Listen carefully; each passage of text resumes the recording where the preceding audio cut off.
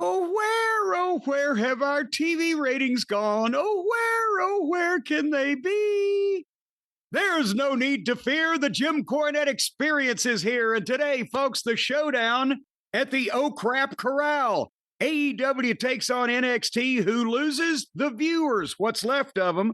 We'll talk about all this and so much more today with Hawaiian Brian, the podcasting lion, the king of the Arcadian Vanguard Podcast Network, Mr. Co-host to you. He's humble and lovable, but he don't shine shoes. The great Brian Last, everybody. Aloha, Jim. A pleasure to be here once again. Feeling good. Looking forward to some good wrestling talk. Feeling good, looking good, moving good. Things ain't looking good in the TV world, at least for wrestling. We're being discriminated against, just the wrestling folks. And I think the call needs to go out. You know what I'm talking about, Brian. Doom, doom, doom, doom, doom, doom, doom, doom, doom, doom, doom, doom, doom, doom. When TV ratings disappear and fill promoters' hearts with fear, why folks aren't watching isn't clear. To lose rights fees will cost them dear. They underperform. Speed of lightning, roar of thunder. Some promotions may go under. They underperform. Underperform. This is your show. Well, thank you.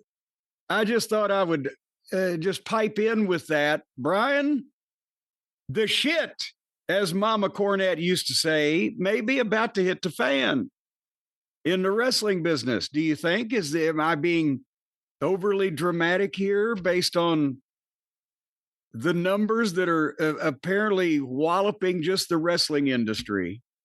Yeah. With the new rating system? We'll get into that, but I think this could be the beginning of the end.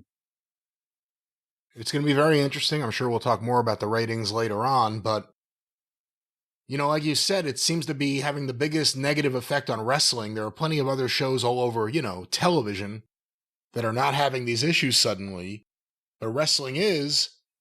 In a lot of ways, you have to think, again, it's an inexact science, but it's an expose of maybe a more true number than what it's been the last several years. Now, again, at the same time, young people aren't on cable TV as much, but still. And, there are people using Max, but still. You said, is this, the shit hitting the fan? No, that's going to be when it's time to get a new rights deal. Unless there's some sort of thing that would kick AEW or WWE off one of their deals because they're not hitting certain quotas, I can't imagine that the shit's going to hit the fan really until one of these guys needs a new television deal or a new media rights deal. And even if the partner recognizes the importance in a wrestling audience and how dedicated they are and how they'll always be there, they're going to use this to their advantage in a negotiation. Well, look, the old system said you had this many viewers. The new system, which is more accurate, says that it's not even that, and your key demo number is barely there. It's going to be very interesting. Very interesting and stupid. But here's something.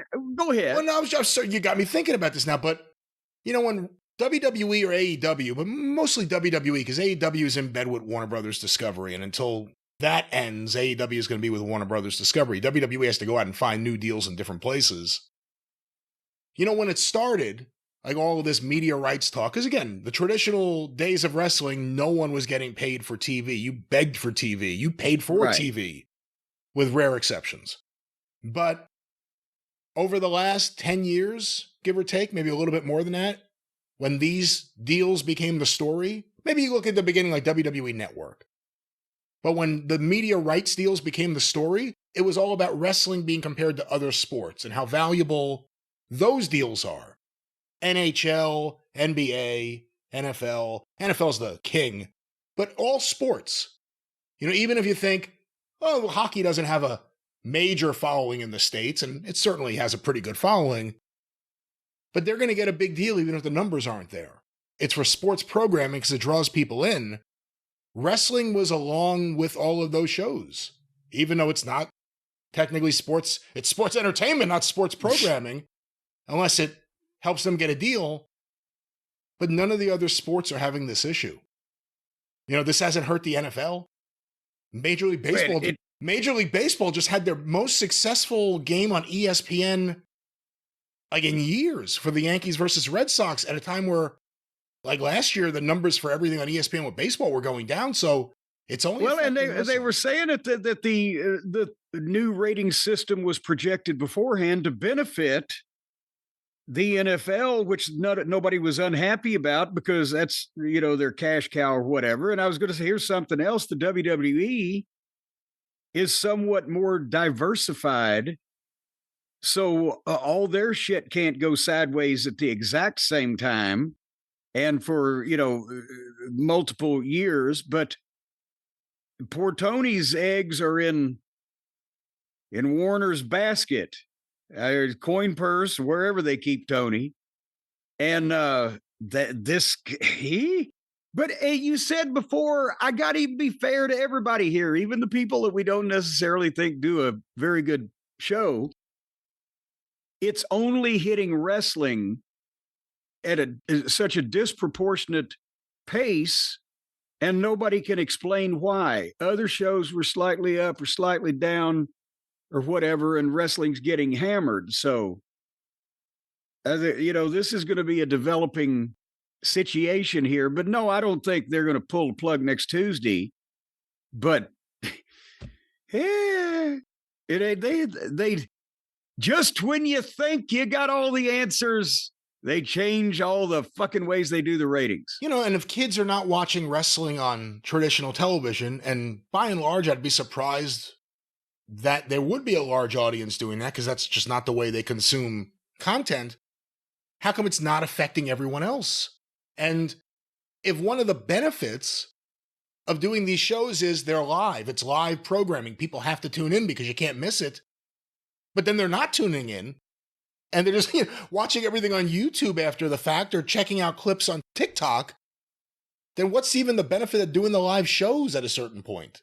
So, I mean, this could change a whole number of things going forward. I know we may talk about it later. I hate to go too deep into it, but this is concerning for wrestling. You've already been pretty deep into it, but thank you.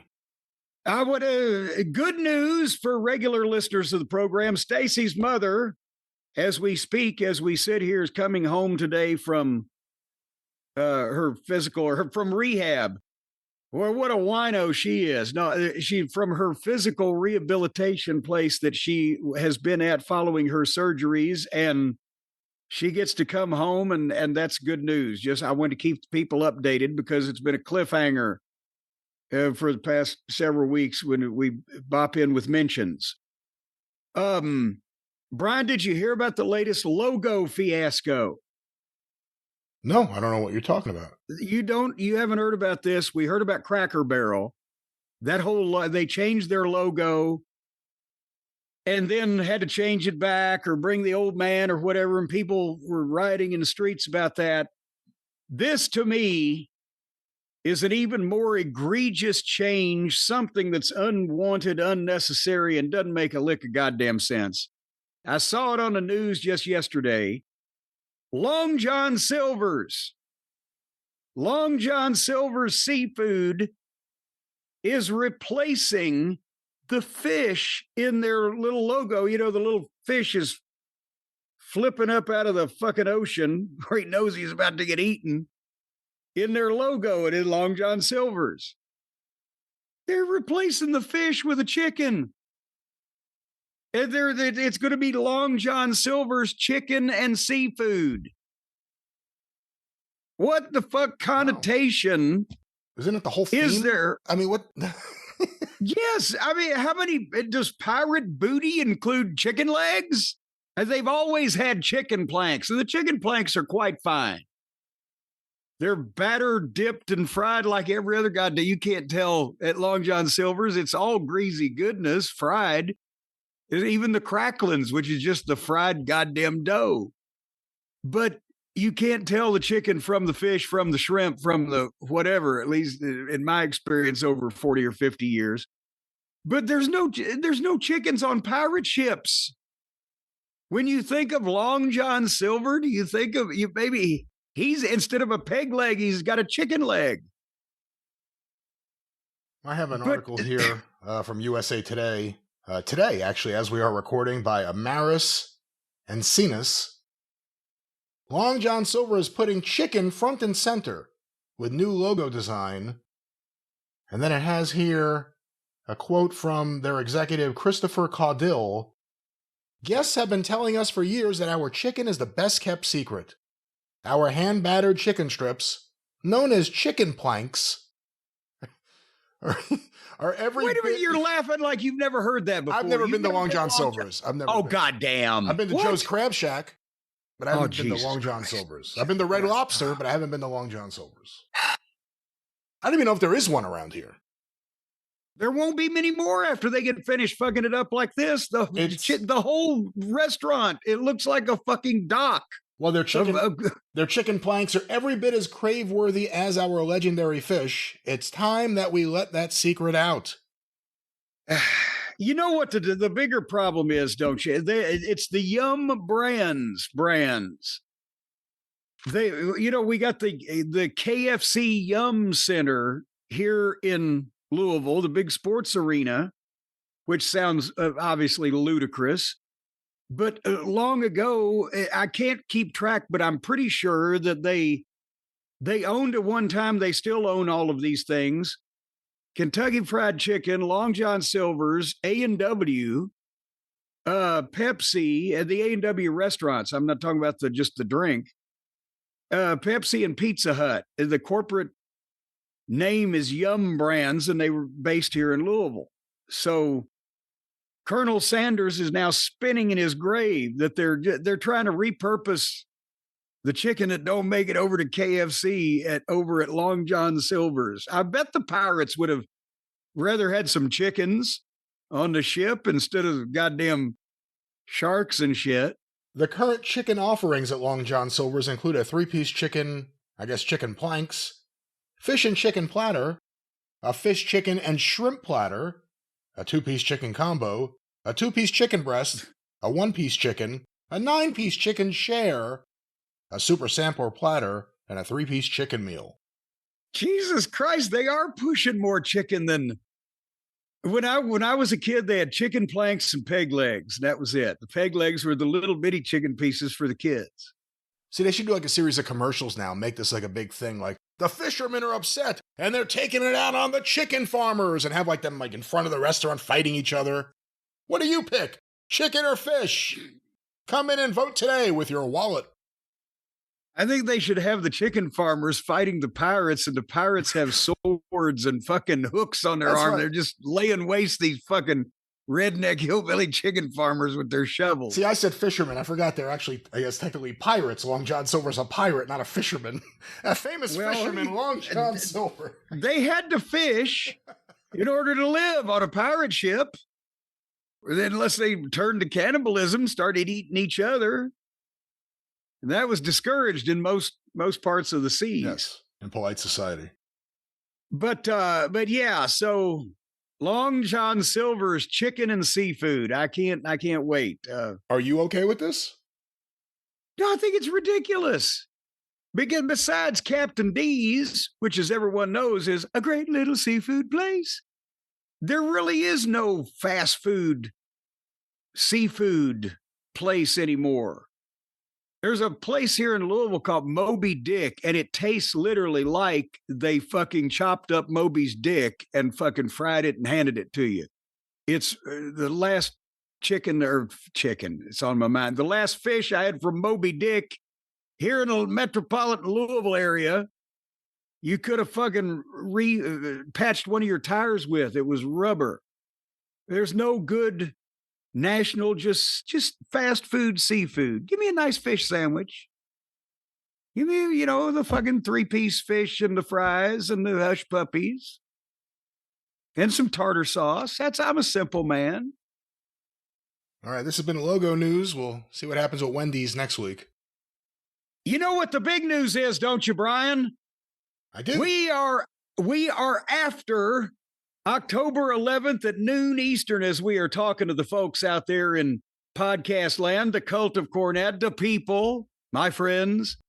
We are recording this less than 24 hours before the actual on sale at jimcornette.com of the holiday sale at Cornette's Collectibles. That takes place or took place.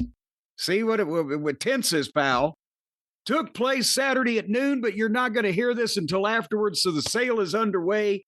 That's why I can't tell you how we're doing because we ain't done it yet. But I can tell you what we got. My brand new book, Heroes and Friends, Pro Wrestling Remembrances, is on sale for only $24.95. And now that I actually have it in my hands, ladies and gentlemen, I didn't charge enough. This fucking thing is beautiful. And I will reveal now that we were supposed to have this in 2 weeks ago in hand.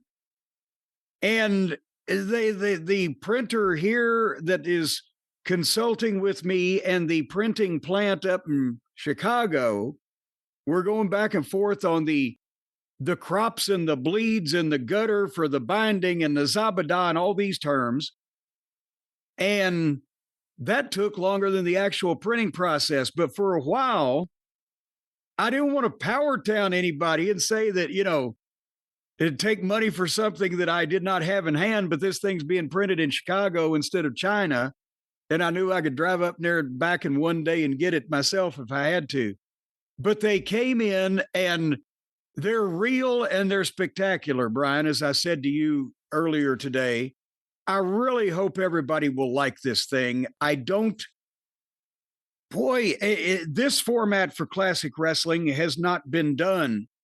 There have been some beautiful classic wrestling books like the 50th State Hawaii book that was a nice tabletop thing, and the St. Louis Chase 50th anniversary or whatever the commemoration was book that Herb Simmons had a hand in helping with.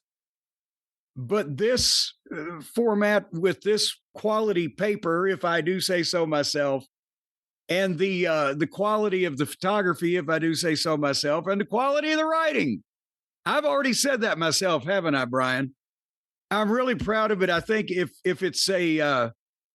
you're any kind of a wrestling fan for the last 50 or 60 years, there's something for you, because if this was before your time, you can learn all about it. And if this was concurrent with your time, you can relive the memories, as the tagline went for some famous broadcast. That is on sale. Also, the action figure sale with discounts across the board on Jim Cornette Tag Team and Midnight Express 4-pack compilation sets. The Wrestling at the Garden book, we have a limited number of those. New 8x10s.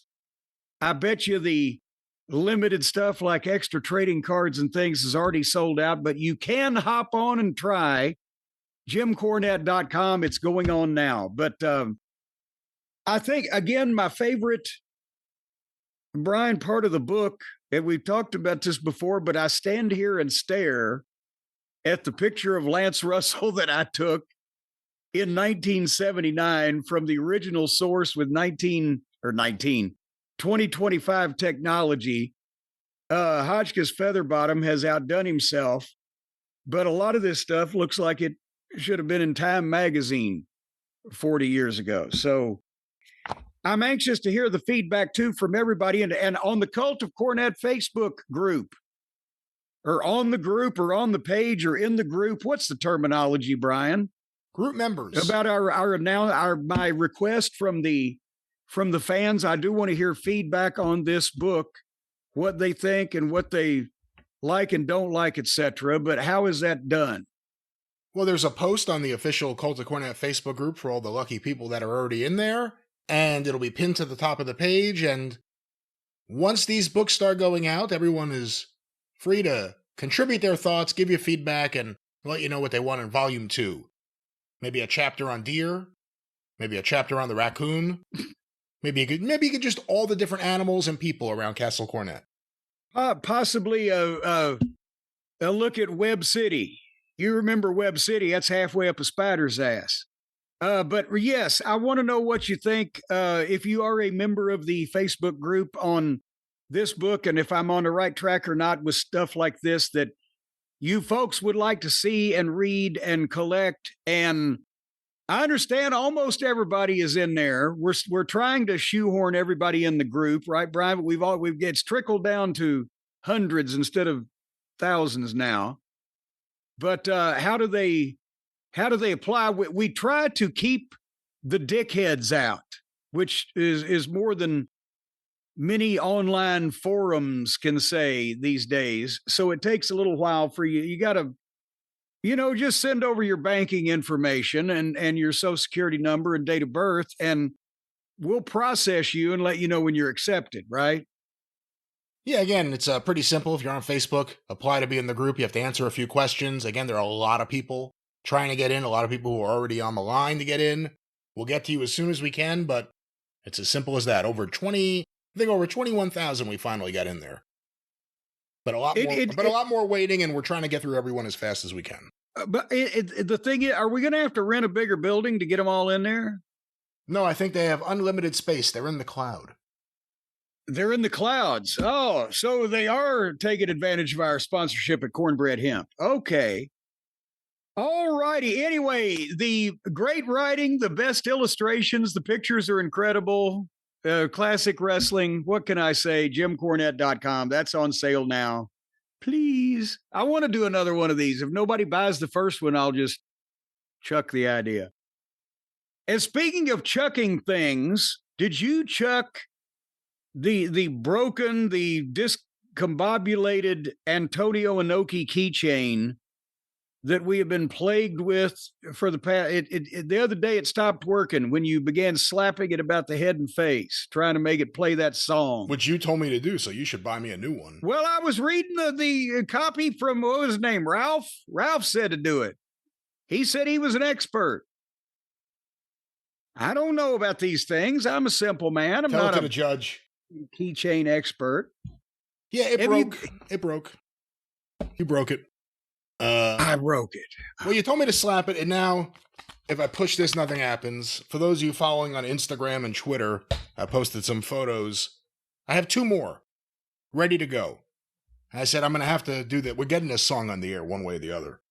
So everyone said, open the one on the left because the one on the right looks so good you don't want to open that package.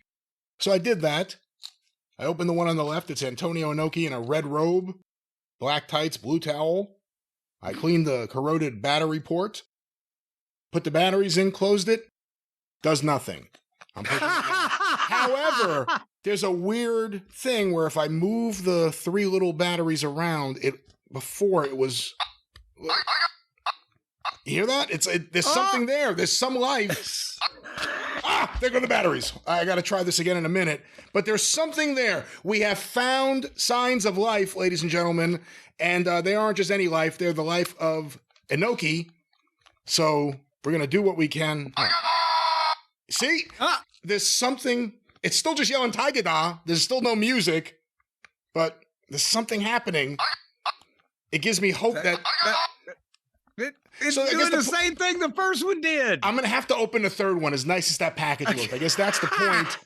The pressure, the peer pressure, the solution. Is there some way you can steam it open or something so that, If anyone out there is a Japanese engineer who wants to work on the back end of one of these and take them apart and reconfigure it, this fucking thing, But look here, you blamed me. Now, here's what I was doing. And for the people who didn't hear this particular exchange. One worked and you told me to beat it up. That was great advice. I was reading information that was sent in by a guy who apparently knew a lot about this stuff. As I said, I think his name was Ralph, and I was reading it to you. Now, if some yahoo named Ralph wrote in to say, well, the best way to treat your fucking broken leg is to cut it off at the hip, would you be sawing on it? Why are you... There you go. And by the way, Ralph, good job writing a letter in. Now this guy's throwing you under the bus. How do you like that? Come on. Everybody that contributes here to the program is open to some form of abuse. Man, this is stupid. I had one that worked, and that's the one that's not working, but I know it could work, so there has to be a way to get it to work. And then this one have to literally play with the batteries while they're in here to get it to do. Come on, Tiger Da! You know, if anybody would just clip about the last 30 seconds of Brian's conversation, I believe that would top the Captain Queeg statement in fucking the Kane Mutiny. Anyway, Baba was better. What was Giant Baba famous for saying? Give me that cigar. Talk to my wife. Seriously, he did. Can you think of any time that you've really seen Baba? I mean, yes, he's, spoken words in the ring, but like making a public statement or having a catchphrase or just really making a spectacle of himself in any fashion. Well, Inoki was out there screaming, "Look at me!" Well, there are compilations of like commercials, like Giant Baba appearing in various commercials, and it's kind of like Shaquille O'Neal and that, like, here's this giant star and he looks great, but then you hear his voice like, you can't even understand it. I don't understand Japanese, but even if you did, it sounds like he'd be difficult to understand. Yes, it's the Giant Baba. One of those things where it would be, it's not a linguistic thing. It's more of a fucking sonic thing. All right. Well, we wish you the best with your keychain, Brian. Keep us up to date on that. I'm going to open the other one and I'll let you know. This one is, there has to be a way to get this. It's like the first battery has to be like slightly. Oh.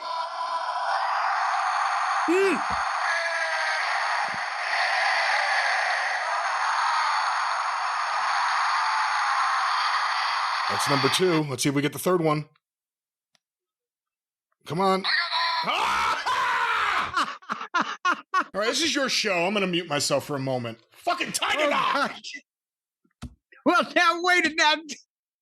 Ladies and gentlemen, I can tell you right now that he's taken himself off the air because now he is so obsessed with trying to stick those batteries in just the right place that he's just complete. He might have walked out of the room. He might be going to where there's more sunlight. I put it down. Luckily, I have one that already died because I slapped it, so I feel free slapping that one now.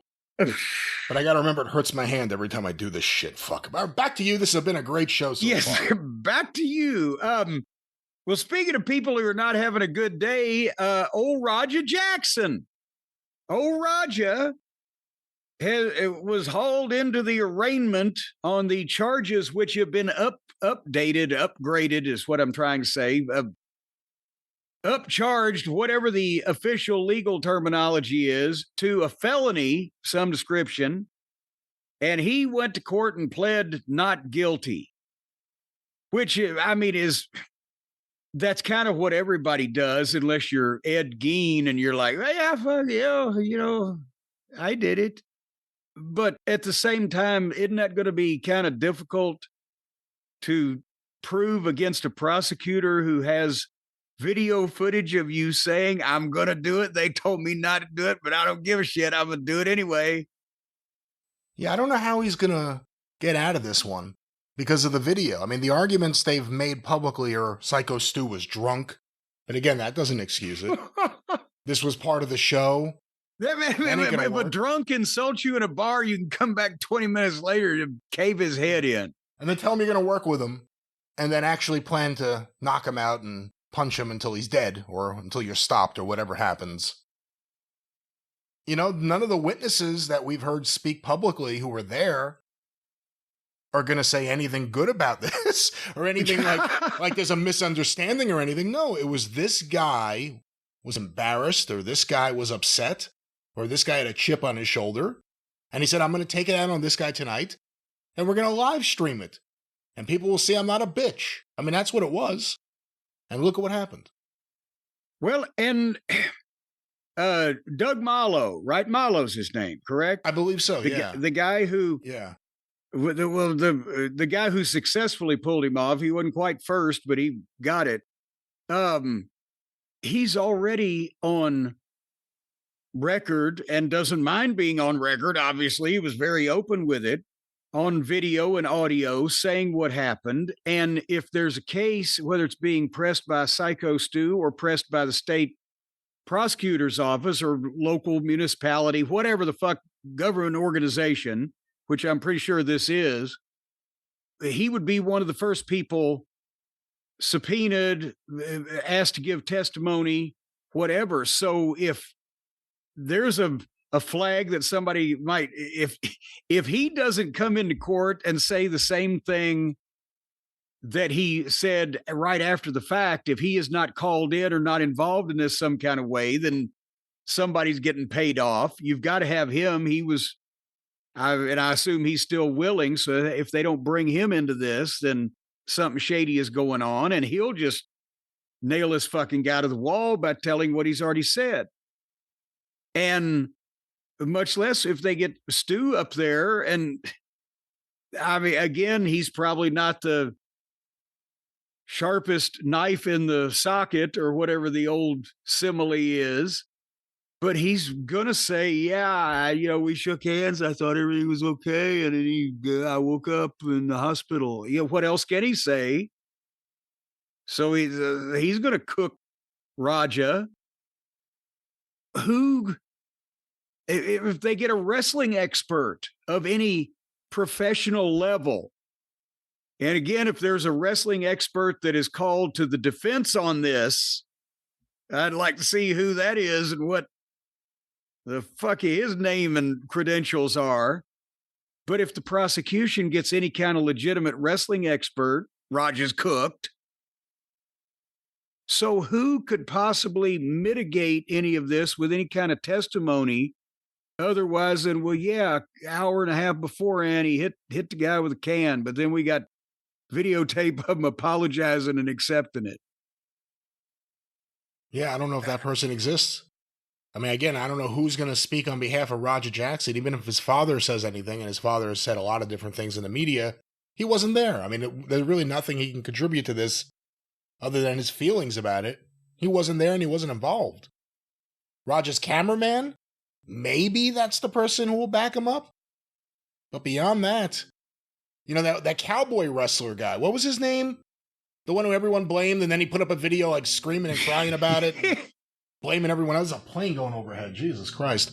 That guy, I mean, it'll be interesting to see what happens if he gets called in, because he was the one that they tried to blame. Roger and Rampage, I think, tried to say it was him. And then Doug Malo and other people were saying, yeah, this guy does have a fucking issue with Psycho Stu. I guess it'll be interesting to see how much of the drama and cowboy hat guy was not defending what happened, is just as saying it wasn't me that was responsible. So that'll be interesting if they get him out there to contribute some testimony. So we'll keep an eye on it. But I don't. I think Raja ought to get used to, some type of routine in his life, because he's going to be probably on a strict regimen for some time after this. And a lot of people were saying, oh, it's California, they're not going to charge him with anything because you know why. Well, now we know why. He's got charged with a felony because he did something. Imagine that. Oh, boy. Brian, you know what we've got out there in the cult of Cornette, don't you? Smart people. Yes, good people. We got smart listeners, and they've come in again since today's topic is the ratings and the ratings dropping and what shows are going to be dropping. Who knows what the fuck is going to go on. I'm not going to give this fellow's name because he's given us confidential information here. And this could be some kind of I Spy bullshit where they'll drop a poison pill in his martini or something if they find out that he's stooging. But we have another update on this new ratings methodology and et cetera, from one of the knowledgeable listeners out there in the cult of Cornette. And he said, because remember I had asked you, because I'm sick of this whole shit already, but I'd asked you, can they figure like the old numbers and then the new numbers so that we get both and we see how they compared how they would compare going forward. Well, it's the new number is this, but the old number, it would have been that, right? I asked you that. You didn't know. Right. Because you disappoint me all the time with things like that. Hey. But this guy knew. And he said, long story short, there is no way to reverse engineer Nielsen's old viewership counts using the new methodology and vice versa. So the answer is no. But this is something that has occurred throughout 2025. The new methodology with Nielsen, ComScore, and even Crossix and IQVIA switching up their household viewership methodology. They are all black boxes that take known individuals within their panel along with digital signals, parenthetically, actual measurable views on channels like online video and connected TVs to extrapolate viewership.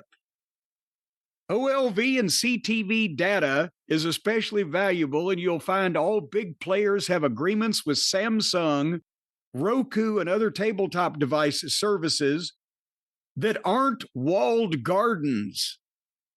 Example being Apple TV to aid in calculating viewership. Brian, did you get that so far? I mean, the gist, maybe. There's a lot there. This is more complicated than it used to be. But he goes on, the shift across all these third-party measurement platforms is due to them being able to increase the resolution, to use a video analogy, of households to better identify individuals within said households using shared devices and engaging in either multi-screen and or multi-device viewing. Using a combination of machine learning and anonymized clean room identity matching that doesn't run afoul of privacy laws, they now claim they are able to better project viewership and know, for example, if it was Jim or Harley Quinn in the room watching The Price is Right. Whether it be streaming or broadcast media, Nielsen, digital publications and .coms, ComScore, Global Web Index, or the pharma industry, that's IQVIA and Crossix, the measurement they provide is always best taken directionally and not as an exact count. See, now this is something we need to clarify this business. And then he sent us a follow-up email. And this is a couple of clarifications, and then, Brian, we'll discuss it for just us small-town bird lawyers. He says the actual platforms themselves, Netflix, Disney, Apple TV, etc., having seen the data myself, all know the exact counts of streams and plays, but don't share it for a myriad of reasons. Nielsen and the others I mentioned use proxy data signals via a data agreement with Roku, Samsung, and nearly all smart TV providers to obtain those proxy signals anonymously and use that coupled with their known panel to extrapolate viewership. And there's new third-party measurement platforms claiming to have better anonymized clean room matching, identification resolution, or data sources emerging almost daily. The TVs are watching you. The telephones are watching you. They are listening in to whatever the fuck we're doing. So they can hear when I say, Stacy, don't ever buy this goddamn Dial soap again. Or whatever the fuck. Do you understand any of this? Do you have a problem with Dial soap? I'm just using that as a for instance. How can they be this minute with this shit unless all these devices that we're bringing in my refrigerator tells the goddamn television when the fucking filter of the water thing is out, or the stove tells the goddamn Stacy's phone when it's preheated. What the fuck are they telling other people? Yeah, wait until AI starts telling all of this to kill you. That's going to be the real scary thing. It's interesting, and I have to dive in deeper. We've received a lot of emails, more than I thought we would, from people who either work for a catch-all broadcasting or people who actually work at Nielsen. A few people have said, do not use my name no matter what. Don't use this information. But if you do, don't use my name. Yeah. So, I mean, there's a lot of people out there, and one of the things you just said is something I've heard from everyone, and I've been hearing it for a while. Streaming numbers are known by the streamers. The idea that Warner Brothers Discovery and Max don't know the AEW numbers, and therefore Tony doesn't know what they are, to me is nonsense. And to everyone who I've heard from, and again, we've heard from everyone from people that work at Nielsen to people that are television executives, and they've called bullshit on this.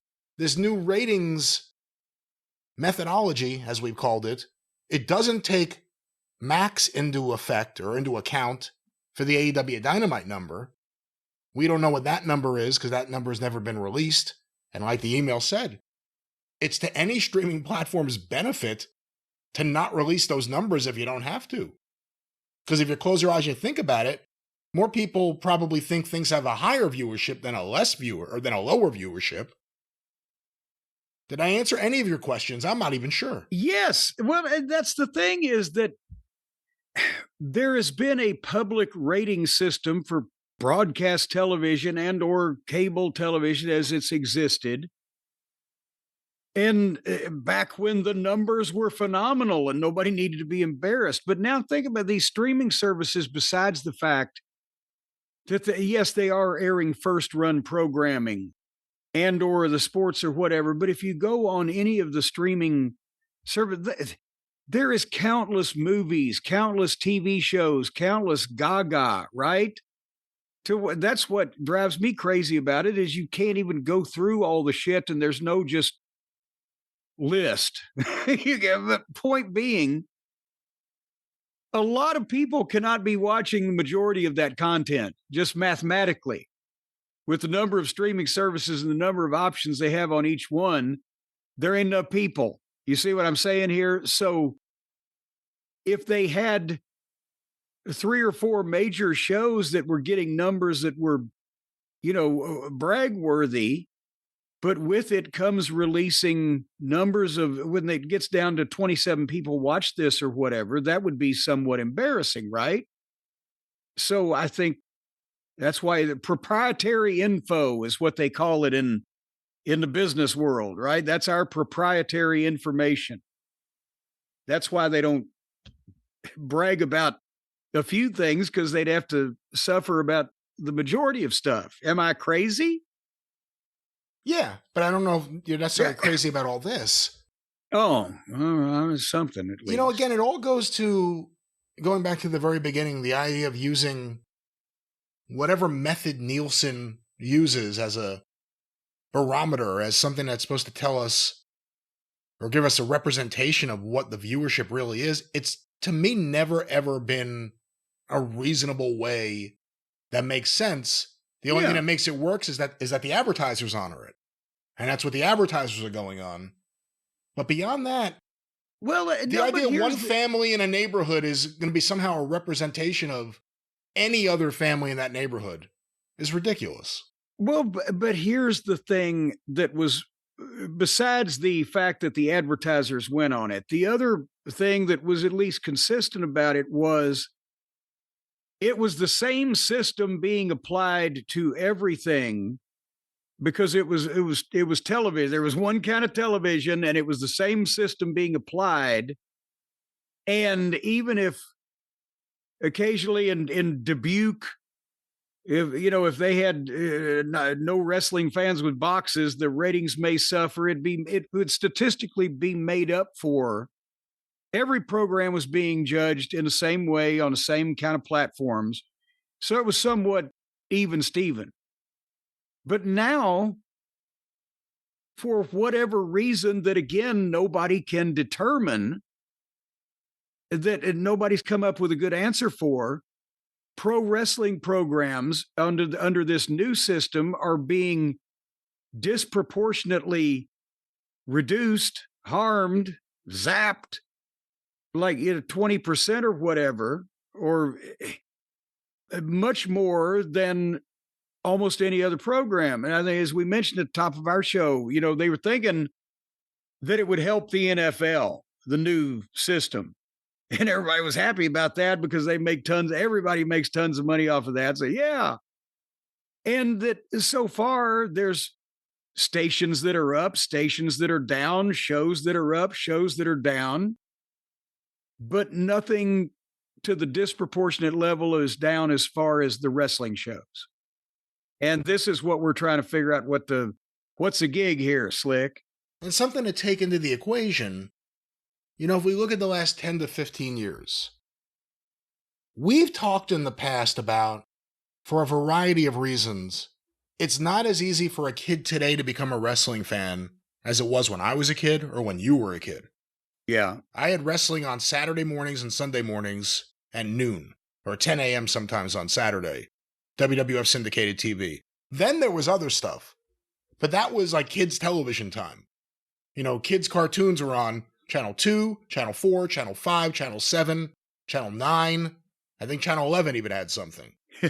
So it was all kid stuff, and then Channel 5 would go to wrestling, and I watched it. Kids don't have that today. Kids don't have Saturday morning cartoons. That's a dead thing. And kids don't have weekend wrestling shows they can watch while their parents are still getting up and getting together. You know what I mean? So the kids who discover wrestling and become wrestling fans today either see a primetime show on cable, or I guess network when SmackDown was on Fox. That's Friday night. You're either seeing that or you're seeing clips somewhere else. So I've always wondered how that would affect the fan base going forward. So again, we're talking the last 10 to 15 years. And then, let me just finish with this. We know what we see with the ratings.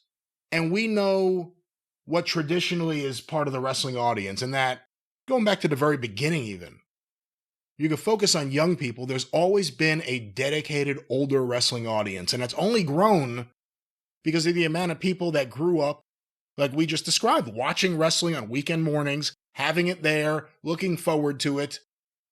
If you grew up in the 80s with that, or the 90s even, there's a chance that you still get pulled in by wrestling and check it out. Do your kids? And what would make your kids get pulled in? So these ratings, it doesn't show any key demo growth for wrestling. You have to assume that, if a kid wants to watch AEW, they're on Max. They wouldn't even go to cable TV. And I think in a lot of ways that is a fair assumption. But it's not a fair assumption that there's a lot of kids watching it. And in the same vein of what you're saying, but in a different avenue, it leads to the same destination.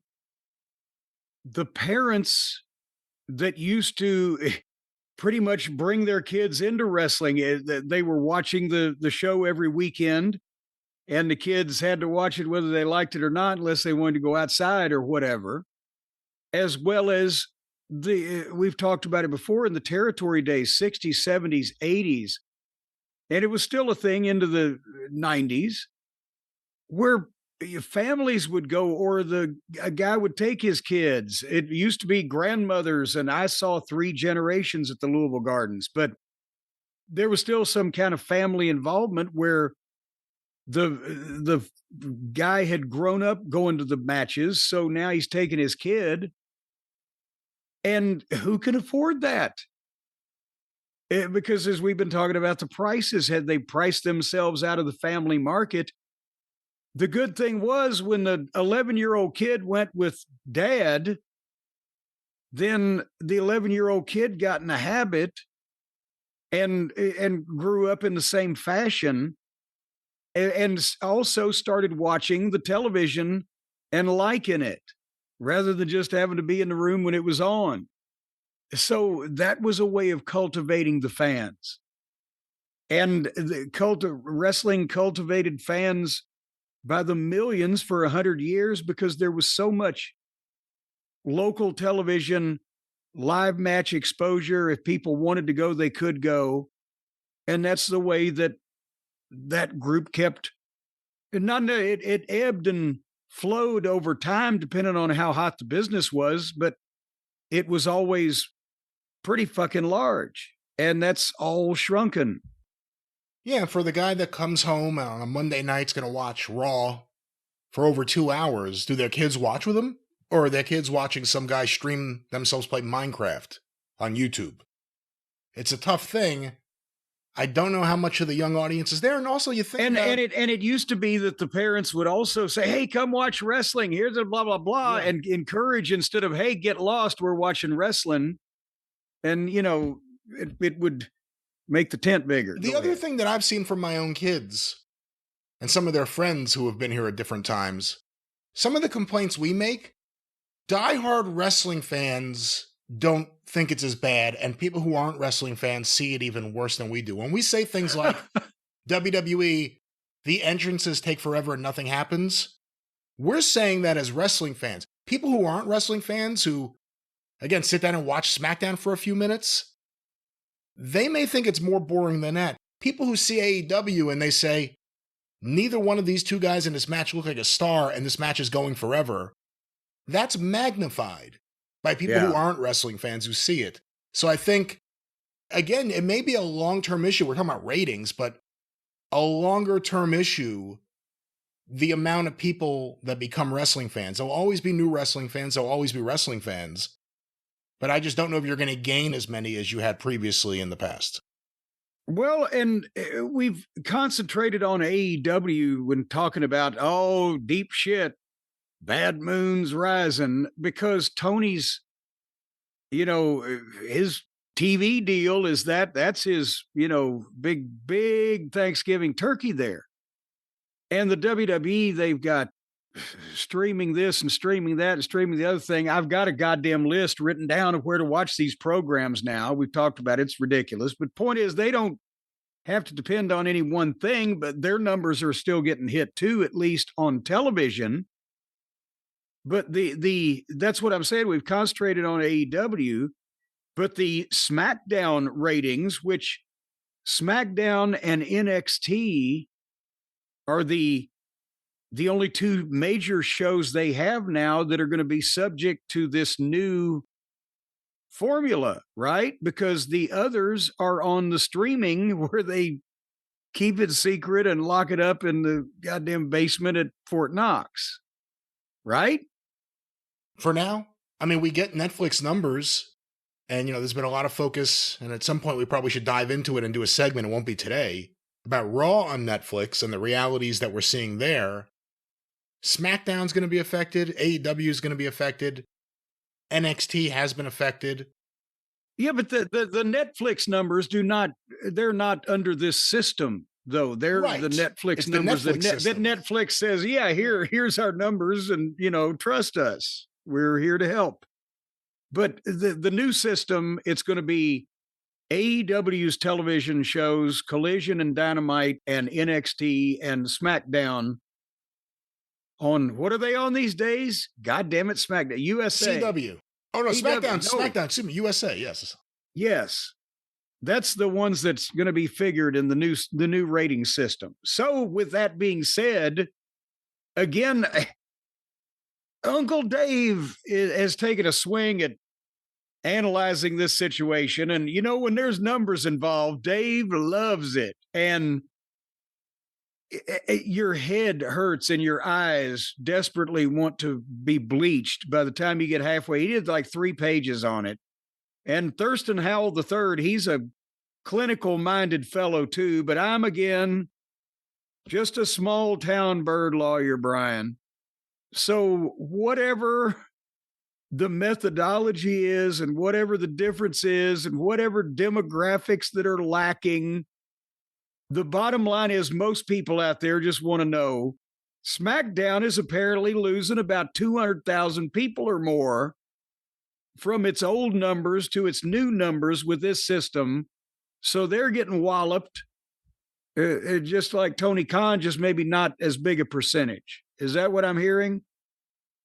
Again, I don't know the percentages, but SmackDown has taken a wallop since the new ratings methodology went into effect, and You know, we know what Raw was doing on USA. We know what SmackDown had been doing. We also know that WWE TV is the opposite of hot right now. It's not must-see TV. And yeah, SmackDown, I was just editing earlier today, the last review we did of SmackDown. We haven't been saying good things about SmackDown. It's not a good show. No, there's a few good things on a long show. But the percentage, let's just figure this in our head. SmackDown has been doing, between 1.2, 1.4 million folks on USA Network, right? On the old method. And then suddenly the new method comes in and they dropped about a couple of 100,000 people. And 200,000 as a percentage of 1.2 million, let's say. That's one fucking divide by 3, carry the 2. What's the percentage of that? What are these percentages, Brian? I don't know. Well, I'm asking you. Why don't you know? Why don't you know? You have it in front of you. Because you're not the one asking me. I'm asking. I don't know. It would be. Well, 200,000 is 20% of a million. So it'd be about 16 or 17% of 1.2 million. But now when Dynamite was doing around 600,000, give or take, and all of a sudden it's like 400 and something. Well, they've lost, is that 20% or 18%? It's somewhere around the same thing. So it's wrestling. See the percentages. See, when you do the math in an exact fashion like that, you can't argue with the numbers. The point is, SmackDown's getting slapped around too, and again, nobody knows why and can explain it. But this isn't happening on other programming that has been called anybody's attention at this point, and nobody, because I think the phrase was that if this was happening to every television program on the air under the new methodology, that people would be fucking storming the goddamn gates out there in TV land, because it would be costing billions and billions and billions of dollars. Yeah. And again, wrestling has been attractive. AEW is supposed to be attractive to Warner Brothers Discovery because of the key demo number, because of the younger audience they could bring in for the television show, not even talking about Max. They're not there. And I don't know how much of that's an AEW problem versus a wrestling problem. The young audience is simply not there in traditional cable or broadcast. Then you're talking about YouTube. You know, I just saw the AJ, are the Gardeners here? Yeah, the Gardeners are here. God damn it. I just saw the CM Punk AJ. Well, tell them daggum Gardeners, is it Ava and her new husband? Tell them to just turn around and come to dinner tomorrow. It's Julio and the gang. The AJ Lee video, her return promo or whatever it was, did like 5 million views on YouTube. And I actually thought I thought it would have been higher. But then, now they're right behind me. But it was 5 million views. And that's how a lot of people saw that. If 1 million people, give or take, watch SmackDown, and then 5 million people watch the clip from the main segment on SmackDown, that's not even counting other social media. That's not even counting anything else. It's a good audience, but you have to think that's a younger audience more than likely than the people watching SmackDown, the people picking. They're actually picking which clips they want to watch from the show. Well, that just ain't fair. Somebody's got to do so. I think they ought to come up with a new system, Brian. All righty. Well, we will continue to monitor this ongoing situation also. But you know what I'm thinking? I'm thinking with all these numbers, we got to sit down with calculators. We got to get these numbers in our heads, because not only are we going to need to cover it in the course of our, employment here, Brian, as erstwhile commentators on wrestling, but also we need to have the computers or the calculators so that we can join up with our friends at Prize Picks, because if you know numbers, well, then you can just pick some and you'll actually make some money. Because with Prize Pick, you download the Prize Picks app. That's the first thing you got to do. If you don't do that, well, the rest of this information is going to be absolutely no good to you. So just do that. We'll wait. Hold on. Okay. Now that you've got that, Brian Prize Picks is the only... Stop it now. Brian Prize Picks is the only app that offers stacks, meaning you can pick the same player up to 3 times in the same lineup.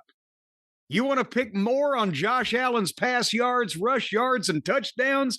Now you can pick all of them in the same lineup. Only on Prize Picks. I bet Josh Allen won't be the first guy from the NFL to be in a lineup. But if you could pick the same player 3 times, that almost sounds like cheating, doesn't it? For heaven's sake. Well, if they'll let you get away with it, I get these Prize Picks, folks, they're just suckers. And you can follow other Prize Picks players directly on the app and copy their lineups in one click. See, again, they're encouraging plagiarism. If you copy their lineup, do you get their money? I guess steal their money. Follow these other sappy Prize Picks players around and then pop their pockets and steal their booty, their pirate booty. And whether it's a friend, a celebrity partner, or someone or a celebrity lookalike, possibly. If somebody looks like Gilda Radner, just copy their shit. Or if it's just some guy walking down the road and you say, he looks like he knows what he's doing, I'm going to look over his shoulder and just get his pics off his screen of his phone. Yeah, this is a weird example. Have your own pics. Well, you can do it all here. They'll let you get away with all of this stuff. Just pick other people's pics. And then hit the follow button and check out every lineup they create in the new feed tab on Prize Pick. That's right. Perfect. Yes. Hit the follow button and check out every lineup they create in the new feed tab on Prize Picks. There's a lot of peas popping there. But how you play is up to you. They are not judgmental. You can be nude while you do this, ladies and gentlemen, possibly even aroused or slathering yourself in baby oil. Again, and it says if you want flexibility, and right there, that means you're getting into some kinky shit. Choose Flex Play, where people will come over and play with you while they flex and you get into certain positions that require not how it works. Flexibility. Minimal corrections would be appreciated. The gardeners are here. Let's try to be professional and maybe a bit funky and get to that promo code. Okie dokie. Since the gardeners are running Brian down, download the Prize Picks app today and use the code JCE to get $50 in lineups after you play your first $5 lineup. That is code JCE to get $50 in lineups after you play your first $5 lineup. Prize Picks. It's good to be right, and it's also good to have Brian last on mute with horrible distracting noise in the background. So I can also say, now, if you want Prize Picks to send over a hoochie mama, well, then they... Oh, man. Prize Picks. What a great deal. Check it out today one more time, Jim. Oh, they're coming back. What's that promo code? JCE. All right, well, I'll tell you who I am picking in the pool to become the most time on the injured reserved list in the history of professional wrestling. And I'm not laughing about this guy getting hurt, but at some point, if there was anybody on the face of the earth that would walk out in the street every day he leaves his house, he gets run over by a bus, people would start laughing sooner or later, wouldn't they, Brian? And say, goddamn, again? 5 buses? Kota Ibushi has apparently broken his leg from what is a femur. A femur's in your leg, isn't it? Femur in the leg and femur through the hip. You give me femur. I believe it is indeed a broken leg, yes. It did. The least surprising broken leg in wrestling history.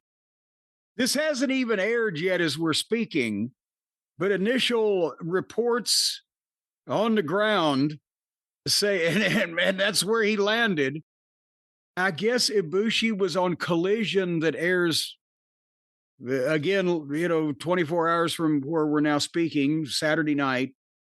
He was wrestling Josh Alexander, and somehow, and I know, Brian, I'm not surprised at this description, but just somehow they were up on the top buckle, and Josh Alexander had Kota Ibushi up for like a Death Valley driver. Well, they were balanced in some fashion on the ropes, and they fell over backwards. And they stopped the match. They got a stretcher for this fellow, didn't carry him out, wheeled him out, and to an ambulance. There's footage online of them wheeling him out to back parking lot, straight into the ambulance and straight to the hospital. So this wasn't like, oh, golly, do you think I'm hurt? This was like, get me to a fucking doctor. And again, I'm not... What is going on with this guy? Is he cursed by the sign of the Gypsy Queen? I'm not laughing, but I am dumbfounded at this point. Help me clarify this.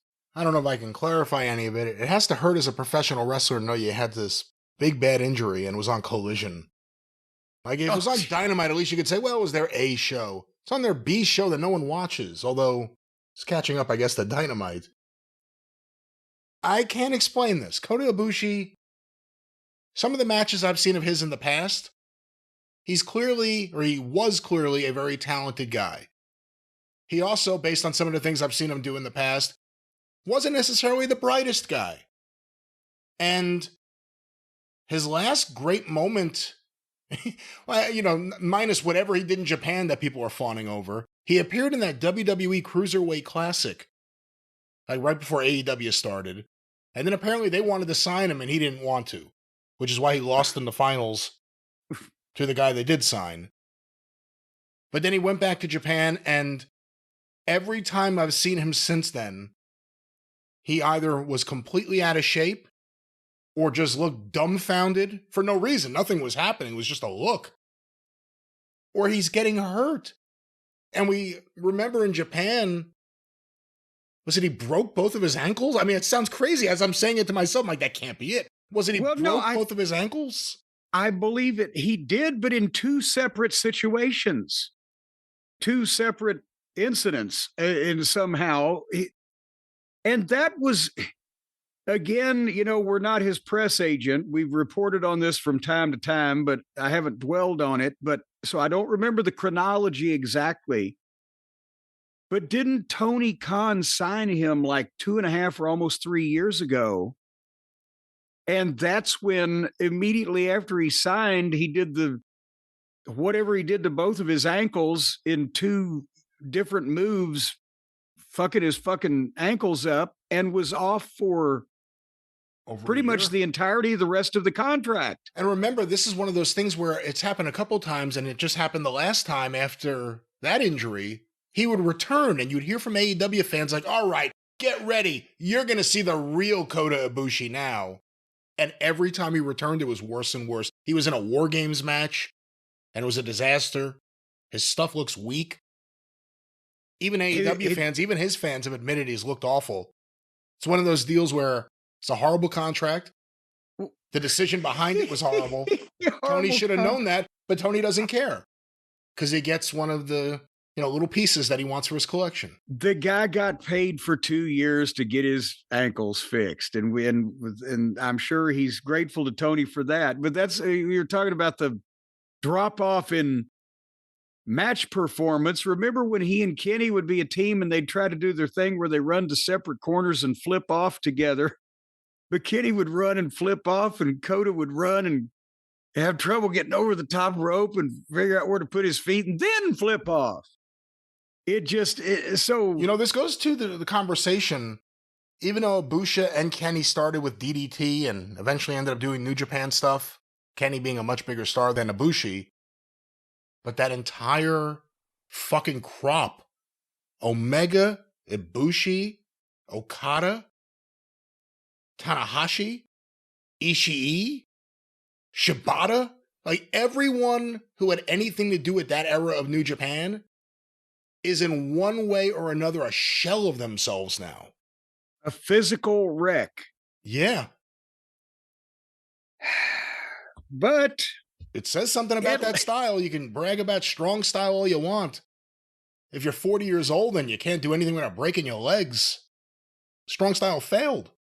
Well, now in this instance, it sounds to me like that I've got to see it, because when we review a couple of these programs, we'll talk about You think they're going to air it? Balancing issue. You think they're going to air it?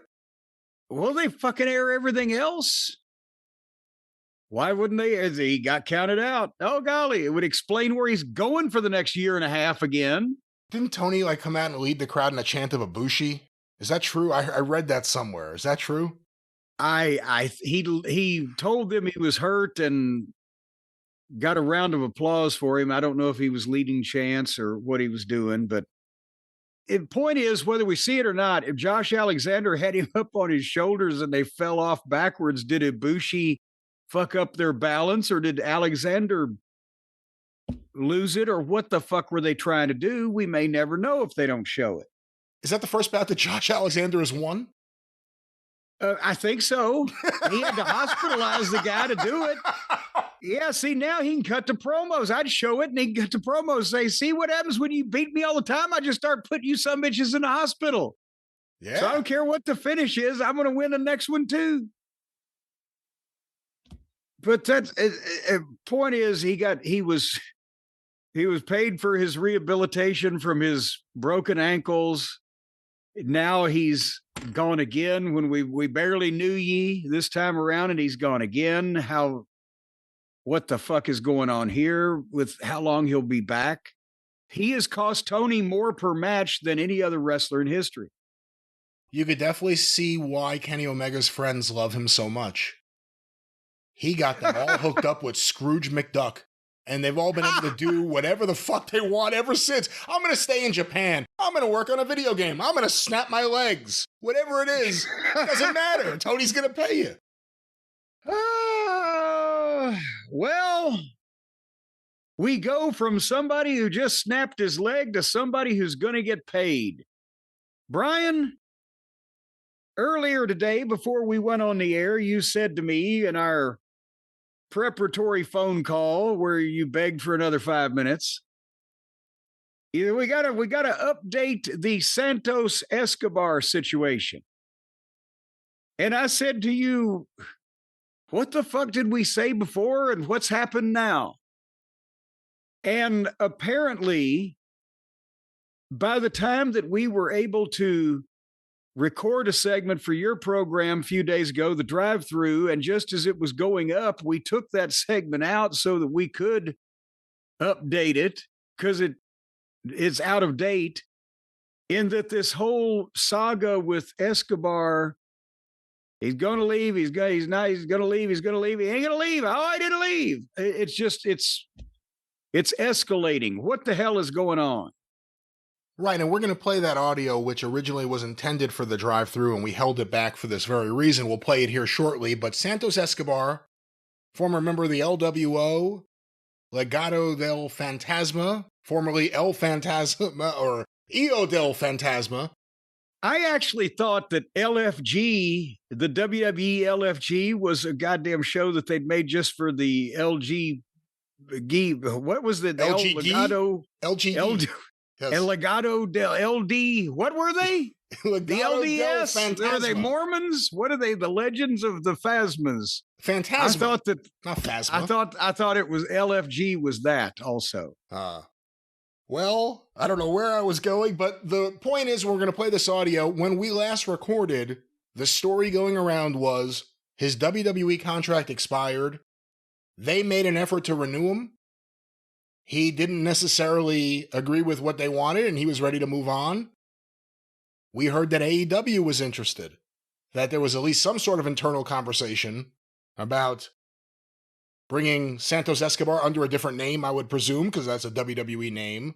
Yeah. Maybe El Fantasma, but who knows? Into AEW, where you could see why that would be a fit for Tony's tastes, but also for CMLL, where we do have this relationship, and as we talk about in this clip, that's a big part of the story, I think, the CMLL AAA thing and who owns AAA and who's on the side of CMLL. But I think that's where we left it, was that is everything that had happened. Yes, we were opining about all those things, and I may just want to go back to Mexico and potentially work for AEW and get paid by a millionaire or whatever. Nothing offensive or anything like that, but that's where we left. That's where we left it. Presuming, as people had, that he may sign with AEW anytime now. If he's free and clear with no non-compete, it could happen at any moment. Well, as we were recording this segment, apparently WWE reached out and made an agreement with Santos Escobar. We heard it was a multi-year deal. We heard an amount of money that was staggering. I mean, it would be the craziest thing of all time if he didn't sign this deal if what we heard was true, and I believe it is. But it's an incredible amount of money. It speaks to how much they're spending on wrestlers. It also makes you wonder, again, was the priority keeping him from AEW? Was the priority keeping him from CMLL? Or does WWE see something right now in the position they're in where they can use Santos Escobar and really get a benefit out of it? Well, let's go back to say what we said, and then we'll come back and talk about what we're about to say. Well, here it is, originally recorded for, what episode was this? Drive Through 413. Here's Jim and I talking about Santos Escobar. We'll be back on the other side. Let's talk a little bit more about WWE news before we review what you watched this past week. Word came out today. I have an article here from SI, formerly Sports Illustrated, The Takedown, SI.com, by John Alba. WWE superstar expected to sign with AEW after being moved to alumni section. Hours after rumors of his departure from WWE began to spread, it appears one former WWE champion is indeed gone from the company. Santos Escobar good Lord, spent 5 years in WWE and had a notable run in NXT following his debut in 2020. However, reports surfaced Monday afternoon after months of social media teases that Escobar would be leaving WWE on his own volition upon the expiration of his contract at midnight. On Tuesday morning, WWE informally confirmed the news. The former leader of Legado del Fantasma was officially moved to the company's alumni section of its website, indicating he has indeed left WWE. Indicating he has indeed gone about his future endeavors. The 41-year-old signed with WWE initially in 2019 after a successful run in Mexico, specifically CMLL, as El Hijo del Fantasma. He spent 3 years on the WWE main roster, and aside from leading Legado del Fantasma, was also a part of the re-established Latino World Order. He has not had a match on television since June. But now if I scroll down, as Tony Khan's AEW bills itself as where the best wrestle, Escobar is rumored to be on his way over to try and prove he fits the moniker. What? Dave Meltzer and Brian Alvarez of Wrestling Observer Radio covered Escobar's WWE departure, where it was stated that the former NXT Cruiserweight Champion is expected to sign with AEW. Jesus Christ. It was noted that WWE officials were all aware that Escobar was leaving the company, and it was widely and didn't care. And it was widely believed he would be AEW bound. And didn't care. Of note, AEW has an active working relationship with CMLL, while WWE purchased AAA Lucha Libre earlier this year. Escobar enjoyed a lengthy run in CMLL, we said that already. What do you think about the idea, on the heels of Andrade coming out, with his hair out, as I put now, it? Wait a minute, don't say it like that. Coming out to confront Kenny Omega is what I meant. You went in a different direction. The other direction. Out. Yes. I want the world to know. Well, to let it show. Now that Andrade has arrived. Yes. And he is here. What do you think about the idea that Santos Escobar, formerly in the LWO with 4 other wrestlers and a woman, what do you think about the idea that Santos Escobar could possibly be AEW bound And again, he'd be able to wrestle in Yes. CMLL. Well, and there you go. It sounds like that's what he needs to be doing. First of all, when you were building that up, I thought it was going to be okay, some shocking name here. My God, this is breaking news. Come on. Is this going to make any difference to the program that Mr. Escobar is no longer on it? He's been floating around in shit that we didn't watch, and probably many other people didn't either, for quite a while now. And if there have been teases that he was leaving since, what'd you say, July, August? That's about 3 months ago. They were probably nice enough to him. Hey, your contract's expiring. You want to go home? You want to go somewhere else? Please feel free. Because if they're already saying he's expected to sign with AEW, then the WWE office would have known that and would not have given a shit, because why? Why would they? And if all these other more major names didn't make a difference, then why is this guy? But on the other side, Jesus Christ, I wonder if Tony's got a fucking tanker truck ready for when the stars of the WWE dump their fucking mobile home trailer fucking dressing room toilets so he can take their turds home. I have a quote here, Jim, from Sean Ross Sapp. WWE sources confirmed to Fightful Select this morning that Santos Escobar's contract is up, quote, very soon, and it hasn't looked like he'll be staying. The company has made attempts to re-sign him, but he passed on the offers.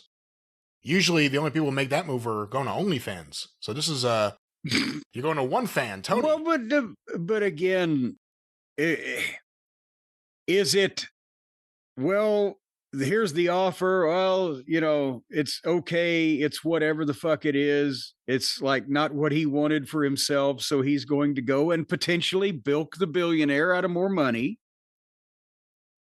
But if they wanted him, they would have kept him. The offer would have been fine. If for some reason, again, after Andrade, now this, just taking middle card underneath guys, and if he is making a bigger offer than the WWE made, then does that upset the AEW locker room? Well, this fucking schlub comes in having done basically blah, and he's getting $1 million or whatever now. But I know it's hard for the guys to get mad at Tony, because think about this. He's taken a bunch of guys in their 20s that would never have made any money in a wrestling business, and he's paying them from who knows the figures that we hear. But if you get a job when you're 25 years old making $750,000 a year for 5 years, do you ever need to work again unless you're an idiot? So I know they might not want to get mad at him, but at the same time, what the fuck? How many more people do they need that already they don't use half the roster, who disappears for months at a time? But if he brings this guy in and puts him over anybody meaningful, what the fuck has he been doing in the other? So the guy that the other company didn't really want to keep, or that kept him, probably wants to go home and work CMLL because they're the hottest promotion in the world as far as selling tickets. But if he goes to AEW, then Tony's paying him more than he was making in the WWE. He can work at home too. But if he beats any of the AEW guys, you got a schlub that never won from the WWE beating meaningful people in the AEW. I think he's a really talented wrestler. And I think I remember saying to you before he turned heel, he's really good as a babyface that you just kind of feel like, yeah, I like this guy. He was so happy with Rey Mysterio that he turned heel and he kind of just got completely lost in the shuffle. I mean, the LWO was kind of just thrown together. And then again, everything kind of just, he's been off TV since June. I haven't heard anyone say anything. Hey, I missed that guy. Where's that guy? No one. That's Nobody. A while. Again, I think he's a talented wrestler. The issue becomes AEW has plenty of talented wrestlers for the middle of the card. They don't have main eventers and they don't have stars. And I think this guy's really good, but I don't think he's a main eventer in AEW, let's say. If he goes to CMLL, he very well could be, but are they making money comparable, even if they are selling out, comparable to what they're paying the middle card guys in WWE because they print their own money? Well, we'll see what happens. We'll see if he shows up on Dynamite for Title Tuesday or any other day of the week. And that wasn't as good as the other one. There we go. We need to go deeper, and here we are. We have just gone deeper and... deeper and deeper, deeper, baby. Jim, Santos Escobar... Boy, they went deep in their pockets. They went deep in their pockets because after we said all of that, as you mentioned right before we went to the clip, the WWE has come to terms with him. We have heard for a ridiculous, in my opinion, amount of money, but does it speak to, do they want Santos Escobar for their existing programming, or do they want it? Do they want him more for this fight that's shaping up for the domination of the country of Mexico, AAA versus CMLL, and potential Hispanic inroads? Or is it something else that we have not uncovered as of yet to why they would want to keep this person from leaving? Does he have pictures in a brown manila envelope? Maybe he knows lots of ladies. Elaborate on that, please. Maybe I'm waiting for details. Hey, I'm taking notes. Hey, I'm going to Chicago. Do you know anyone? Oh, yeah, I know some ladies. I'll hook you up. I don't know. I'm just guessing here. Who knows why? Look, talented wrestler, well-spoken from what I've seen, can do babyface or heel, has been booked under, has been just off their TV, I think, for a good while now. Yeah, so they got to do something differently. He may have been featured, but was not necessarily relied upon or made tremendously interesting when he was on the television. But I will say this, if the amount of money we heard is true, and I believe it is, that's enough money to make me say, you know what, fuck CMLL. I'm over here now. And we'll see if that's really what the play is that he could be slotted in a spot in AAA at the top of the card. He's someone WWE has faith in, or at least it's not Andrade. They're not saying, let's get the fuck away from this guy now. Yeah. So I would have to think that would be the priority more than anything, because other than that, what's it going to be? SmackDown? He's barely been used on that show forever, and same thing with Raw. But we can also insinuate or extrapolate when they were trying to sign him for when they were originally trying to sign him for the offer that they had given previously, which again, what we heard probably around half of what, not even half of maybe what he ended up getting. They were thinking, well, we're going to do this thing with him potentially in AAA or whatever, but we don't need to tell him that because he'll want more money. So they were just going to sign him for, again, what in the real world and in the previous 120 years of history of wrestling would have been just buku of money for a guy at his level. But now he's making double or more of that. They didn't just have oh shit, I got a great idea from this guy that we were going to let go last week if he didn't want to take this chintzy offer we gave, so we got to pay him double or triple now. They didn't just do that. So they were going to do what they were going to do all along. They just figured they could pay him less.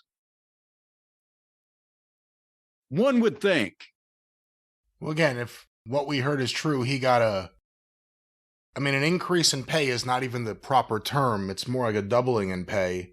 It makes you wonder, A, what their priorities are with him, but bigger picture, beyond the legado of Phantasma, how much are they going to start paying guys who are not main eventers? And, we talked about Tony elevating the pay scale. That's really been one of his big weapons from day one. I mean, again, we're not going to say numbers, but if they're paying him what I think they're paying him, and if they've paid others in a similar position what I think and know they've paid those people, they may be cutting the discrepancy between how much Tony pays and how much they pay. And I don't know if it's because of Tony or if, again, they're making so much money they can. I mean, that's the other thing we've always talked about. They're making so much money now, not even when Vince had it and he was making so much money. They're making so much money. If they wanted to, they could give every wrestler, double, triple what they're paying them. They could. I don't know where they're going with this, but that's going to be the interesting thing, how this affects the pay scale going forward. Well, talking about the numbers, Brian, the numbers have gotten ridiculous, just ridiculous, as Corey Macklin would say, on the pay scale side, but they're also ridiculous on the grosses side, but they're also sometimes ridiculous on the publicly released attendance figures side. And there has been a revision to the All In Texas with the big stadium show. There's been a revision based on public documents that were given out by the city, because now Tony's playing the game. He's getting, what do you call it, a rights fee, a site fee. He's getting money from the local government to bring his show to the local municipality and bring all these tourists and all these spectators. But whereas the WWE has these major cities bidding against each other, and the Saudis kidnapping WrestleMania, and all these major stadiums chucking in millions of dollars, apparently Tony went to the city of Arlington, I guess, and said, hey, that's where it is, Arlington, right? The stadium? That's right. You already might think in Texas Stadium. Yeah, it used to be. And that's where they did a residency last summer, too. Yeah, well, they went to Arlington and they got the stadium, but they got paid an amount or agreed to be paid an amount depending on a certain attendance, and they didn't hit that figure. So instead of getting $1 million, they have to settle for like 70% of $1 million or whatever, because they didn't hit the attendance figure. But in revealing that information, they revealed how many people were there, and it's about 7,000 light of what everybody else was saying, according to what I'm doing from memory. Do you have actual figures there? Yeah, I have something here from WrestleNomics, and I believe Brandon Thurston of WrestleNomics is the one who broke this story. He's the one who was actually writing to the local government there, looking for the information. Overestimated attendance will result in lower funding, but AEW will still get hundreds of thousands in reimbursements. AEW All in Texas qualified for public reimbursement dollars through the Texas Event Trust Fund program. So, by the way, your tax dollars are now going to support the starving AEW wrestlers. According to records obtained by WrestleNomics, the governor's office initially approved just over $1 million in combined state and local funding to help cover expenses for AEW's biggest event of the year. AEW will end up getting somewhat less than that amount because attendance for the event at Globe Life Field in Arlington was lower than expected. The funding was based on an estimated attendance of 33,490, including 32,500 spectators, and that was a projection from February. Let's stop there. You would have to think Texas isn't saying, here's what we project. This is them working in conjunction with Tony Khan, Chris Harrington, AEW, and coming up with what they thought was a reasonable number that February, this past February, I guess. Yes. To get people in there. What do you think of that? Would anyone have made that projection in February who was following AEW and their attendance? I don't.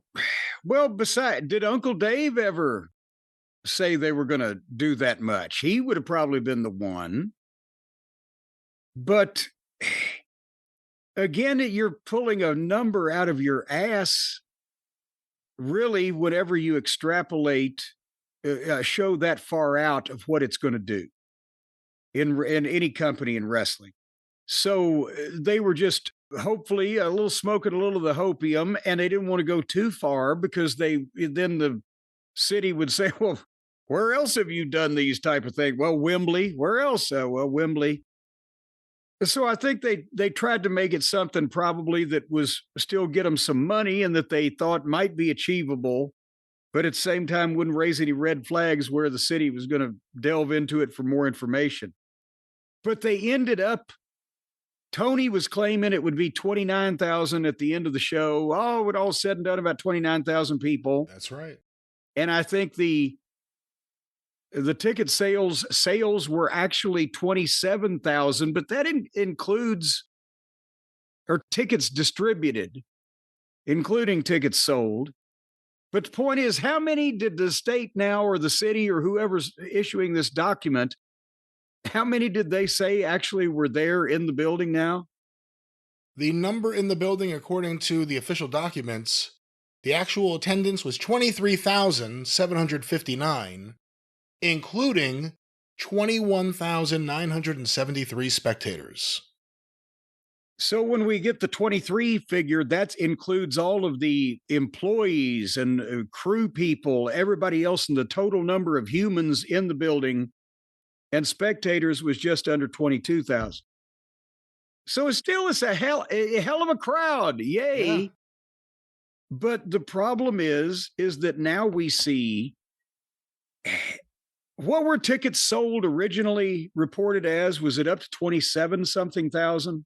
WrestleTix said that. WrestleTix said it was 27,000 and change. Was that sold or distributed? Distributed. Okay. Because what's happening is there is always a percentage of a live event, a concert, a football game, whatever people buy tickets to. Even if it's sold out, there's a certain percentage of people who will not, for whatever reason, not show up. Fucking can't get a babysitter, got sick, got run over on the fucking interstate, whatever it is. And that's normal with any event.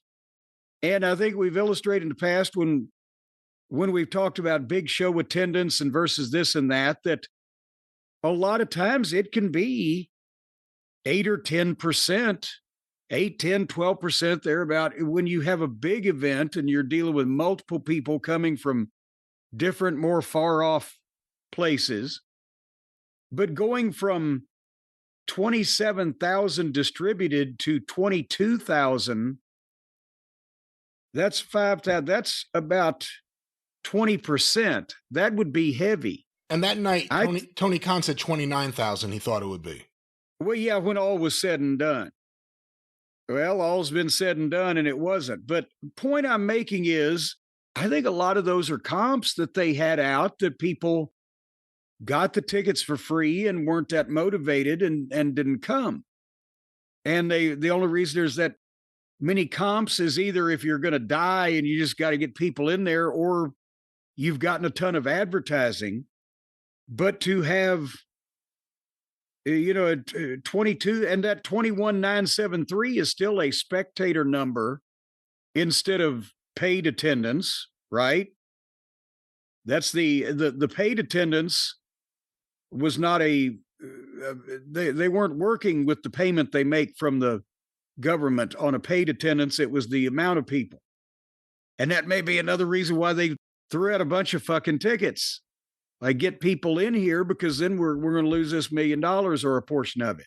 Remember my idea last week of Tony Khan buying 500,000 smart TVs to help himself with the new ratings methodology? Maybe Tony Khan went and bought 6,000 tickets and just said, just in case I need them. Well, and in all honesty, he's taking money from his left pocket and putting it in his right pocket. Exactly. So, but nevertheless, they still did a lot of people, but we don't know how many were paid, but they didn't do nearly as many as they claimed they did. They also didn't do nearly as many events as they promised Arlington, because apparently there's a whole schedule of events, including CMLL and Ring of Honor and all these different things. And yeah, they had a whole series of events planned and not everything happened. So it's not even just they didn't hit their attendance, marks. They didn't hit the event marks. They didn't hit all the things that they promised they were going to do. This is the first time we've really heard about this with AEW in North America. If they've done it in other places, I don't think we've ever seen any of the data. But this doesn't look good if you underdeliver. If anything, you want to promise less and overdeliver. Underperform. in February of this past year, things were so dead. I could be wrong because I'm just thinking off the top of my head. I remember things being so dead that we would have been shocked if they got 20,000 there. I think that was kind of like 15, 20,000. It felt dead. Wasn't that about the period of time where they were in the music hall in Cincinnati and, some other small facility? But the point is, again, it's another example of real numbers coming out that don't make wrestling look as hot as even we might have thought it was here. And whether it's Tony's inflated attendances or the bottom dropping out of the ratings market with the new systems or whatever, it's, it don't look good. Just everything was sunshine, lollipops, rainbows, and waterfalls back several months ago, and now it's just all going to hell in a handbasket, as Mama Cornette used to say. I don't know. Have you got any TKO stock, Brian? I do not have any TKO stock. That stock has done well, actually, though. Yeah, but see, what goes up must come down. What must rise must also fall. Notice AEW doesn't talk about Arthur Ashe Stadium anymore. That seems to be a thing that they'll never do again. But anyway, go back to you. I'm sorry. Well, I heard they were renovating that place.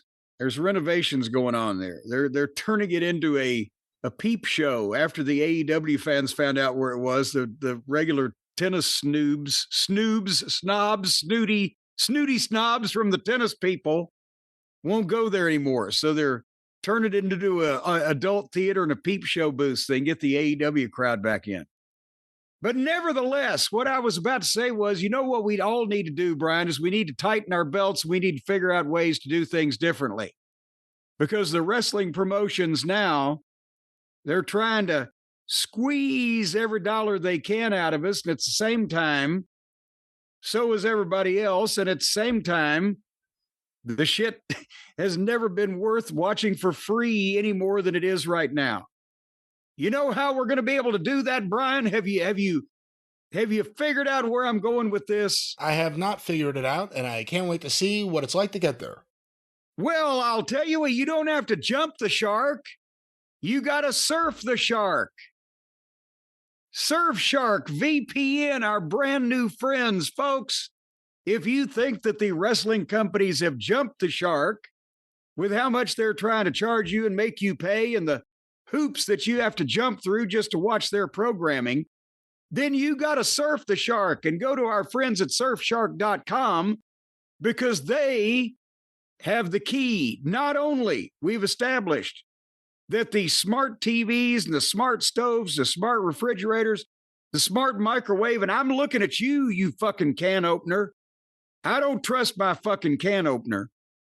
I think it's the one that got my toaster pregnant. But all of them are talking to each other and they're talking about us. Well, you need a VPN to protect you because all you got to do is sign up with the folks at Surfshark. And then not only, Brian, will you be able to protect your identity and secure your privacy, but also you'll be able to tell these streaming companies where you want them to be that they think you are, or potentially where you want to be that you want to make them think you are. Point is, you don't have to be in Canada, folks, to get the commercial-free WWE on the Canadian Netflix.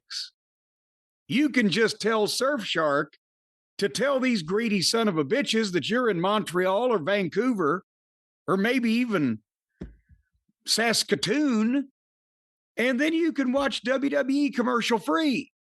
And the WWE bots won't be able to come through the signal into your smart TV and then impregnate your wife with demon seeds from the alien planets above and steal all your money by stealing your identity by creating an entire clone of your whole family. You were making so much sense a minute ago, and then it kind of took a turn there. But yeah, this is a great way. We've talked so much about what a hassle it is to access WWE events all over the world right now because they're on this platform or that platform. This is a way to mitigate that and just say, hey, I'm Canadian. Yeah. And you got to say They get that at least all the once in good your life. stuff. That's right. Canadian Netflix and, all sorts of content you're blocked out of. You're not on their schedule. They're on your schedule. Decide what you want to see and when you want to see it. And Yeah. this is a great deal for the listeners, especially with WWE. I mean, as we're recording, Crown Jewel Perth is coming up, 8 a.m. on the East Coast. What a pain in the butt.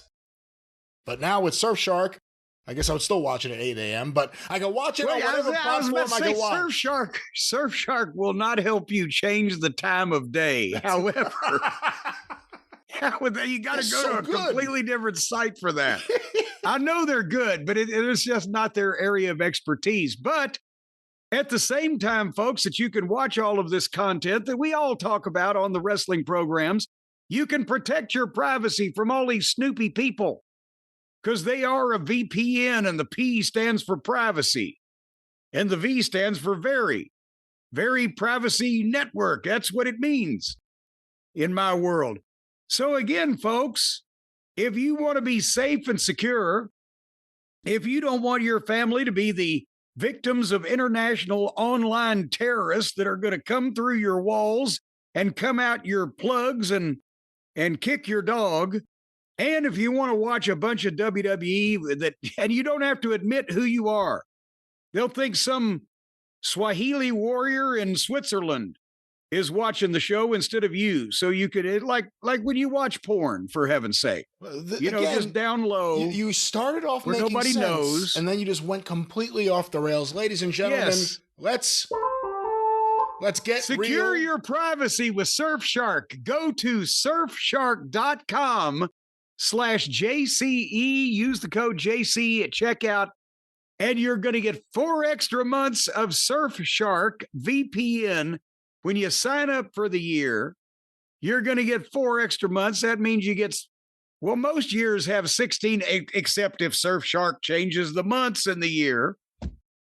Most years have 12 months, so you get 4 extra months. You get 16 months. Well, that's good. 4 of them you don't pay for. That's gratis. Oh, my God. That means you pay nothing. Ladies and gentlemen, this 30-day money-back guarantee. Yes. Surfshark. I can't say it enough. And the code JCE. I can say that some more. And 4 months extra on the end of the month you're already going to pay for. And they're going to charge you for those. It's a whole goddamn great deal all the way around. It's a great deal all the way around. Tell TKO you don't care what kind of media deals they sign. You got your own deal. And that's with Surfshark VPN. Sign a deal with Surfshark, and you'll never spend money on trying to engage in international confusion again. I can say that without fear of contradiction. Jim, one more time. That promo code. Surfshark.com/JCE. Use the code JCE at checkout to get the 4 extra months. And I mentioned the 30-day money-back guarantee. And also protect your children, Aunt Alice, Cousin Bop, all those people in your family from being invaded from forces outside your environment. That's right, Surfshark. We welcome them to the family. You'll be hearing more about them in the weeks to come. But Jim, you heard those nice tones before. That means back to you. It's your show. All right. Well, as we mentioned, Brian, at the top of the program this past week was the big showdown. Showdown at the Oh Crap Corral, where NXT went head-to-head with TNA, or TNA went head-to-head with NXT, depending on how you phrase it. They were on Tuesday night. That's NXT's normal night. TNA was bumped one night early due to network programming. And AEW, you mean? Or AEW. What did I say? Well, because NXT's feuding with TNA, you, I think, confused AEW with TNA for this example. So you're saying there's TNA and NXT. Yeah. So that's one show, and then AEW was the separate show. Yes. Yes. That's what I'm trying to say. God damn it. I'm looking at my notes here where it's NXT versus TNA on one channel and AEW versus my goddamn last nerve on the other channel. Somehow I've dropped my pen. Hold on. See, that's what happens. The wrestling war just makes you go crazy. The point is, NXT was on its normal night on the CW network, and AEW was on Tuesday night opposite because of network programming, and TNA was infiltrating NXT for their big showdown over there. And we knew going in, nobody would suggest anything different. The chances were that NXT was going to win the night because it's their normal night. It's in normal everything, whereas TNA is off kilter here, or AEW is off kilter here. They're not the only one. But they're not the only one. But the question was going to be, how bad was it going to be and what was going to happen? And for this occasion, I watched both shows. And I was thinking, with NXT, am I going to see am I going to see a Braun Breaker? So we haven't paid attention to the show in a while. Am I going to see somebody that snatches my attention? Am I going to see something that gives me hope for the future? And also, what does their show look like that they are putting on, the content of it versus what AEW would do? And I've got to admit that NXT had the match of the night of both shows. By so far, it wasn't close. I'm not sure, but whether or not that might be faint praise. We will delve into that, but holy God, I felt so sorry for the Hardys. Matt and Jeff Hardy, at this point in their life, at the ages that they are, whatever their ages are, and their status in the wrestling industry, Jesus Christ, they don't deserve what they got on this program. They had a match. They are were the TNA Tag Team Champions coming in, facing the NXT Tag Team Champions, a team called Dark State. Apparently there's 4 of them. Only 2 of them ended up wrestling. They picked the wrong 2. They had to have. What the fuck? Have you seen a heel team that has been less ready for television in the last several years than Dark State? I have not been a big Hardys fan, but they were not the problem here. And Dark State was not very impressive. They were in a very dark state. Florida. I will say you can't rely on the crowd reactions here because they were at the Performance Center. It's their friends and family crowd. So they were liking everything. But the Hardys are over. I think we can all agree on that. But even the crowd here couldn't. There was some roars and some chuckles when the first thing that happened was the 4 heels came out and just got in the ring and attacked the Hardys. And then within seconds, the Hardys turned it around and just cleared the whole ring out of all 4 heels. And then as the 4 guys were surrounding them, they just jerked one guy in and the referee kicked 2 of them out and the referee rang the bell and they started the match.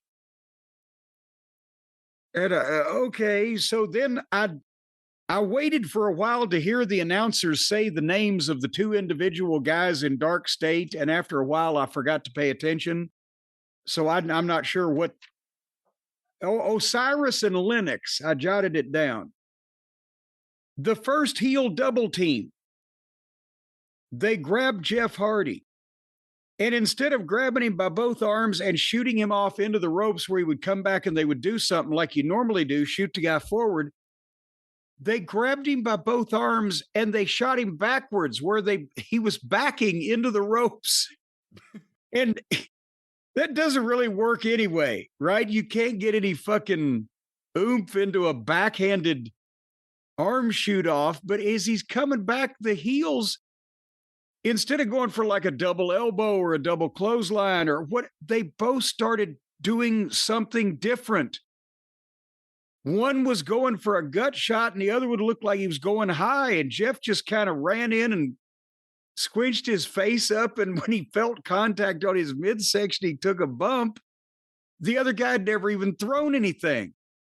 So he decided since he didn't get to hit him the first time, as Jeff took a bump and sat up and was like selling, the other heel went for a fucking leg drop on a guy that's sitting straight up.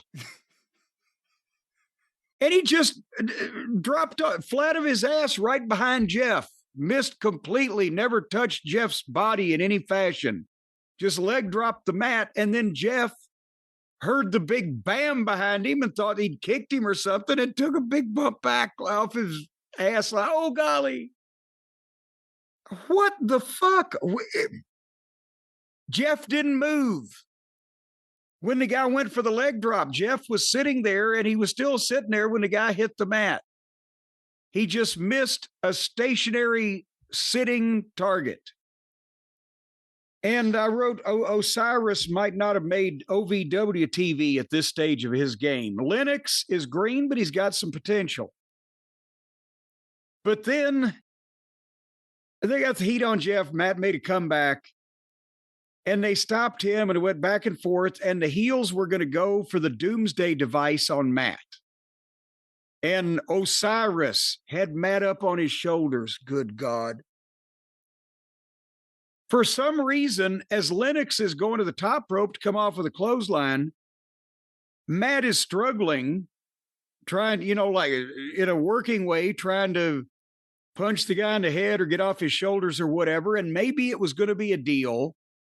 Whereas they got set up, Matt struggled back off of him and did something. I don't know. Because as Osiris was turning Matt around and Lennox was getting set, Osiris just suddenly let Matt's legs go. And Matt he grabbed the guy to camel clutch trying to hang on to his back because he was about to go over backwards like, what the fuck? And he grabs the guy under the chin. And that throws Osiris all off, and Matt's struggling like he's trying to ride the bull at Gillies. And Osiris's legs buckled with the weight going sideways, and they fell in a heap. And Matt caught onto the top rope and just punched Lennox, who was on the turnbuckle. And then gave a twist of fate to Osiris, a twist of fate to Lennox, tagged Jeff, swanton off top, 1, 2, 3. Good Lord. I always told guys when they were having dark matches, tryout matches, when they were doing seminars, whatever, degree of difficulty of 5 and an execution of 10 will get you a job, not the other way around. Oh, Brian, your thoughts? Well, again, you haven't seen the Hardys in a while. We last saw them in AEW. And it was what it was, and we talked about it in real time. This is your first exposure to the dark state. It sounds like you don't even think they're ready for a dark match. It's a dark day. Yeah, that was rough. It was rough. What does that tell you about the WWE? I mean, because again, this is developmental still. Even though there's people that are ready for the main roster, if the time were now, there's still a lot of people that it's almost like they're in wrestling school. What did you think of in terms of what this says about the training system there? Well, that's the thing. Well, it's not necessarily an indictment of the whole training system, but these guys were the tag team champions. Now the Hardys are dual champions. They've got both, and they'll do something with that, I'm sure. But the fact that these guys, I never put the belts on anybody in OVW, any tag team that could not have outworked these guys. And we had 25 or 30 guys in a fucking warehouse. And they've got an entire training program with unlimited budget for all intents and purposes, especially compared to what anybody else has ever worked with. There's got to be a better tag team. Unless these guys just had nervous breakdowns and fell apart because, well, they're on national TV every week. That's the problem. Developmental doesn't need to be on national television because you see guys having matches like this.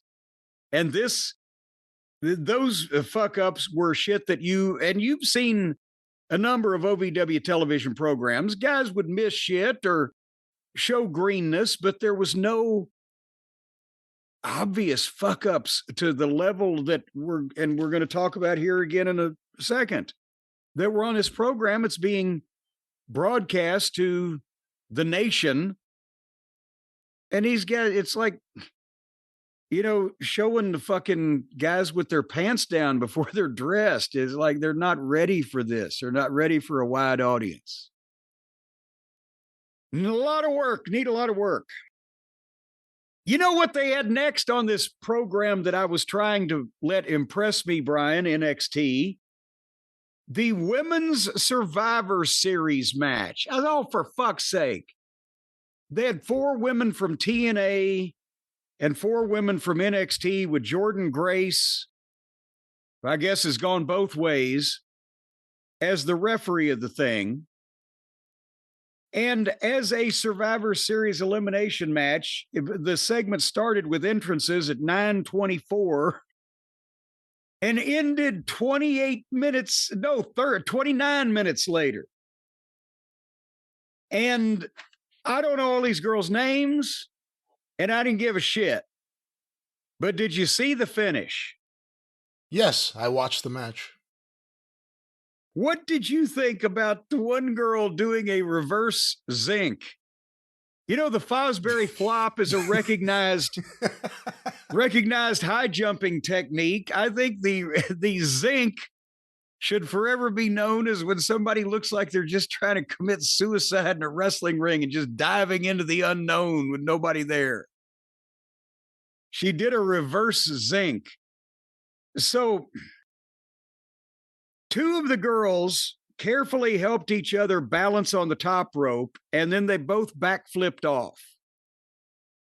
And I was going to say that I didn't realize which one had really taken the brunt of the blow, but that was established seconds later when one of the girls just jumped right up and ran back up to the top rope to come off with a 450 splash on the other girl. So I assume that girl backflipped off the top rope with the girl and said, well, there's no reason for me to, just because I've given her a move off the top rope, no reason for me to cover. I'll go back up to the top rope and jump off again.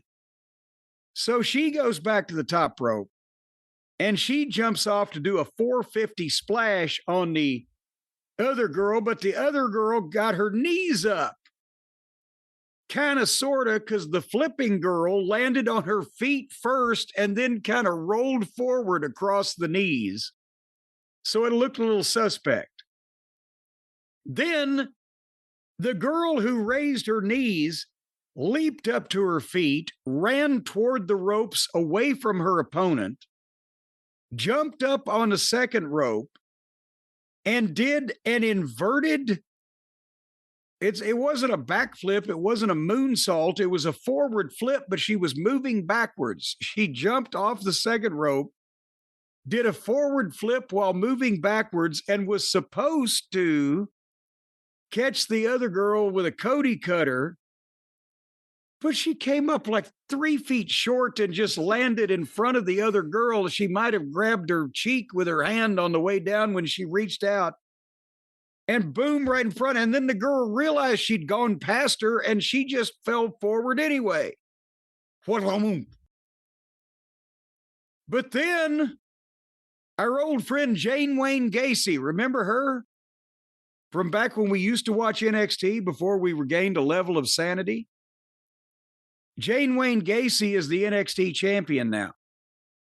So she had blind tagged the girl who missed the Cody cutter. And she jumped in.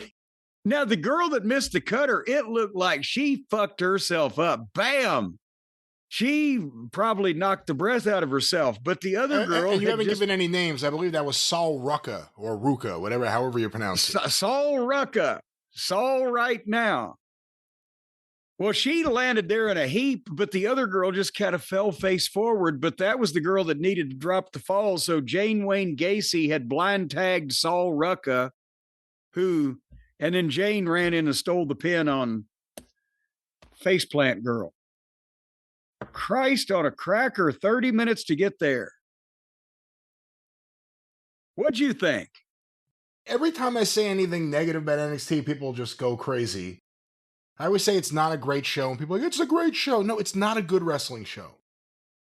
It's like professional AEW. and this match went forever. I like the best of the women's division in wrestling. I've raved about recently Stephanie Vecchare matches. You know what I mean? Like, I like the good stuff. It was just a whole lot of stuff. You could appreciate some of the athleticism, but it almost looks like if you watch it and you've watched wrestling for a long time, not people who are naturals, but people who are like, have just been taught how to react or how to turn around and sell like your body's in motion, even like nothing seemed real at times. And as a performance, they're doing everything on purpose, not by just feeling it and doing it. They're trying to do everything, as is what you're saying, and you can tell that they're remembering the things they need to do as they go along. Yeah, again, just that whole ending sequence of the Spanish fly or whatever it was off the top rope. The 450, which came up a little short because they knew what they were about to do, and then the botched ending where, it was just one was shorter than the other and didn't get there in time. No one felt like a natural in there. It just felt like a bunch of people that were taught the same way to kind of react the same way to things and do things. And, I don't know. Again, I like the best stuff in women's wrestling. These are, for the most part, people that WWE brought into their system and trained from scratch, and it shows. I've noticed a lot of the WWE women's division at the newer part of the division is looking like more like competitive gymnastics and a little bit of the parkour than. Yeah. I mean, they're all about sports entertainment. Literally, they should start like a volleyball team. They would kill everyone. What about full contact volleyball? Where they actually get to fucking nail you over the net and shit, like fucking spike your head as well as the ball. Well, I mean, all right. Yeah, again, it may not be the best sport for full contact, but. Well, maybe, okay, make it a lead ball with spikes. They should do that. Remember, like, Battle of the Network Stars? It should be like Battle of the Superstars Not Good Enough for TV, and just have them all compete in like athletic endeavors and air that instead of like LFG for a few weeks. LFG, now, was that the Legados del Fantasmos? No, that's not. There's a D and not a G. This is a G, and we're back to, all right, what are we talking about? NXT. Yes. The North American title was on the line with Ethan Page taking on our old friend from the WWE, Muhammad Ali. Mustafa Ali. Him too. And remember I said that NXT had the match of the night from both shows and it wasn't even close. This was fucking it. And I'm going to preface it by saying, yes, people are going to say, oh, Cornette, they still did a little too much in places and they still got to slow down a little bit. And that wasn't perfect. But these guys recognized that they had a main event spot, or not a featured spot, let's say, on the fucking TV show, and they want to get over, and they worked their ass off. And they nailed a high percentage, 90-something% of whatever they tried to do. They kept the pace up. They had interesting and innovative spots and moves. They again, it was modern. They went a little too far in some aspects, but the spots, the pace, the work, the effort, the break spot, Page swung Ali throat first into the post in a strange way that I can't describe, but it looked neat.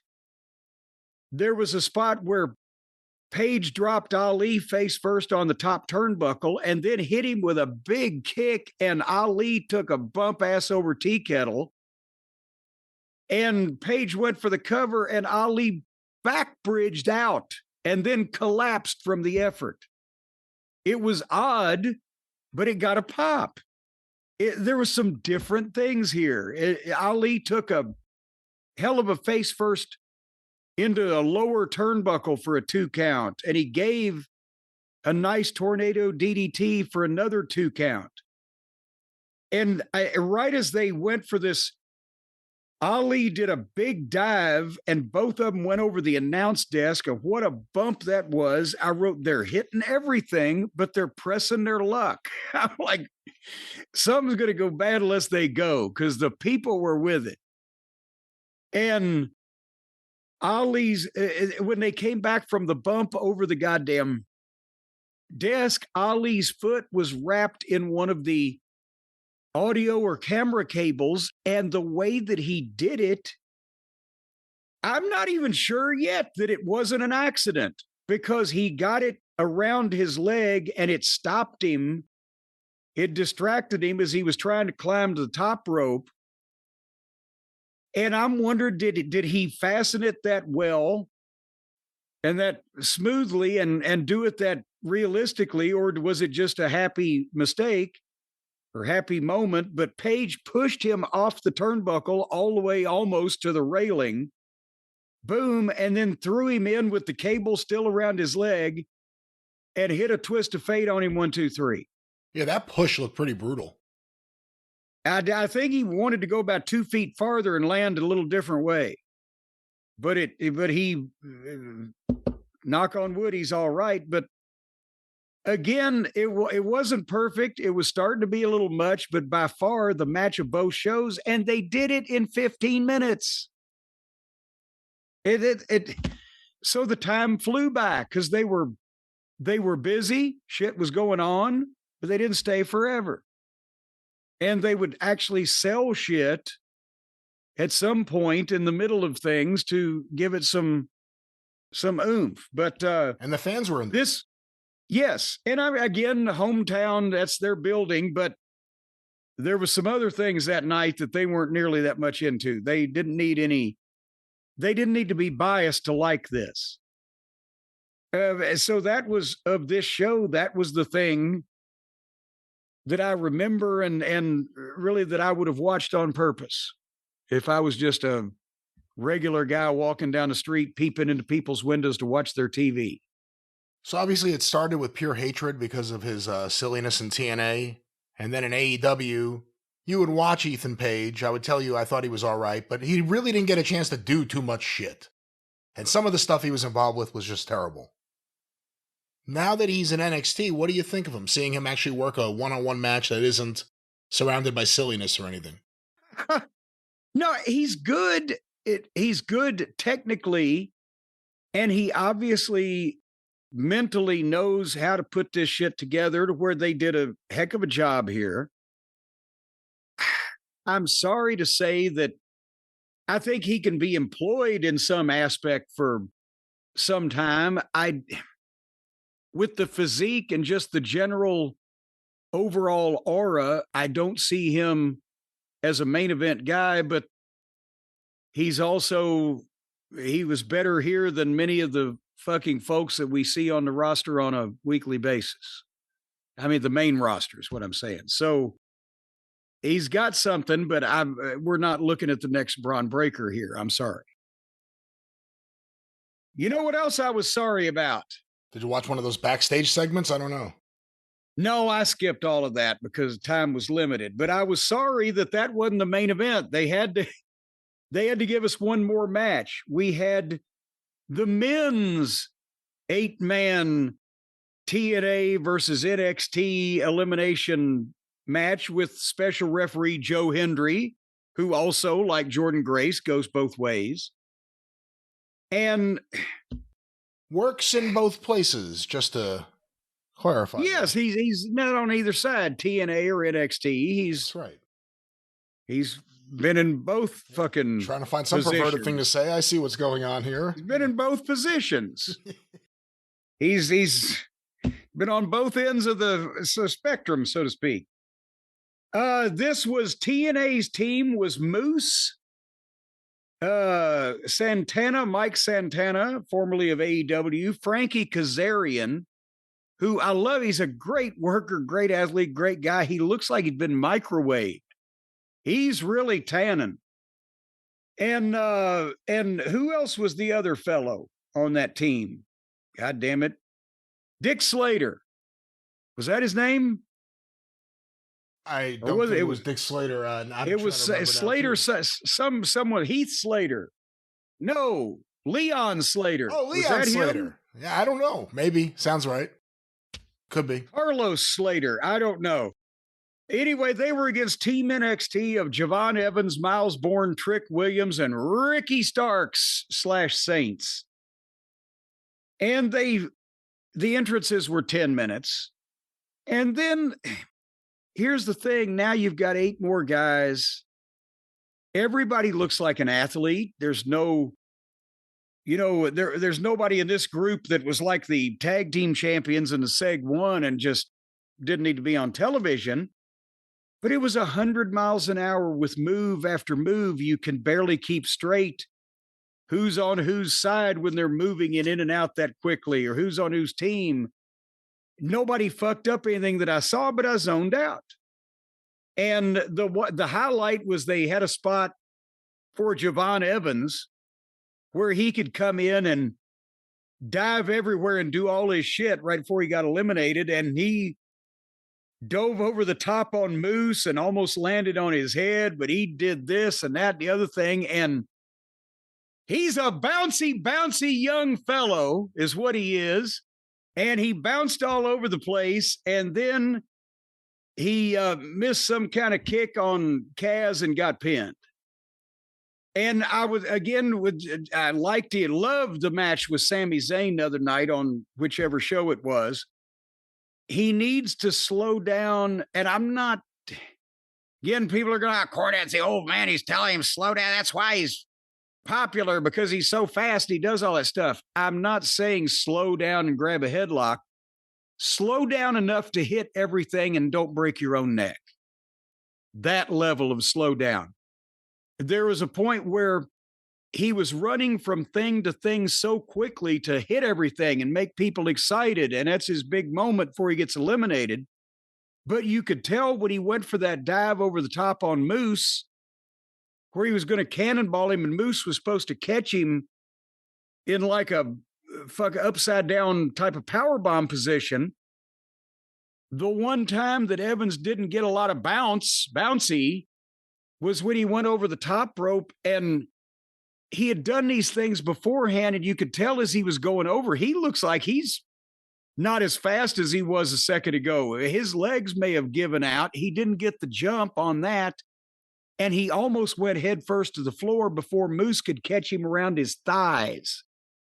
And because Moose is so stout, he was able to keep him from landing on his fucking head. But he needs to slow down enough in between his things to get his bearing, to get his balance, to breathe for just one beat and hit everything perfectly rather than trying to just, what do the kids say, spam it all over the place and just do everything as fast as possible.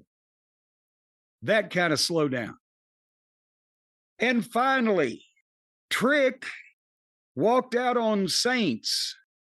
And that was the thing that left Saints in the ring against Santana and Moose 2-on-1. And Saints sold and then hit Santana with super kick and dodged Moose, who speared Santana, which was very nice spot, nice timing. And then Saints dumped Moose and covered fucking Santana at a 2 count. I was like, that would have been a great finish. But then Santana and Saints did a do-si-do, and Moose powerbombed Saints, and then Santana hit a clothesline and 1, 2, 3. So TNA won, but it took the 2 guys to beat Ricky Saints. So they told a coherent story at the end, but it's like watching shit on fast forward through the majority of the match. This is a professional show. The talent is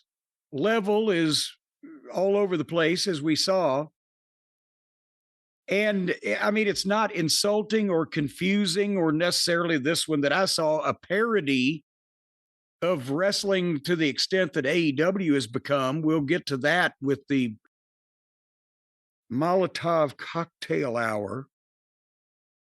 But this is not something.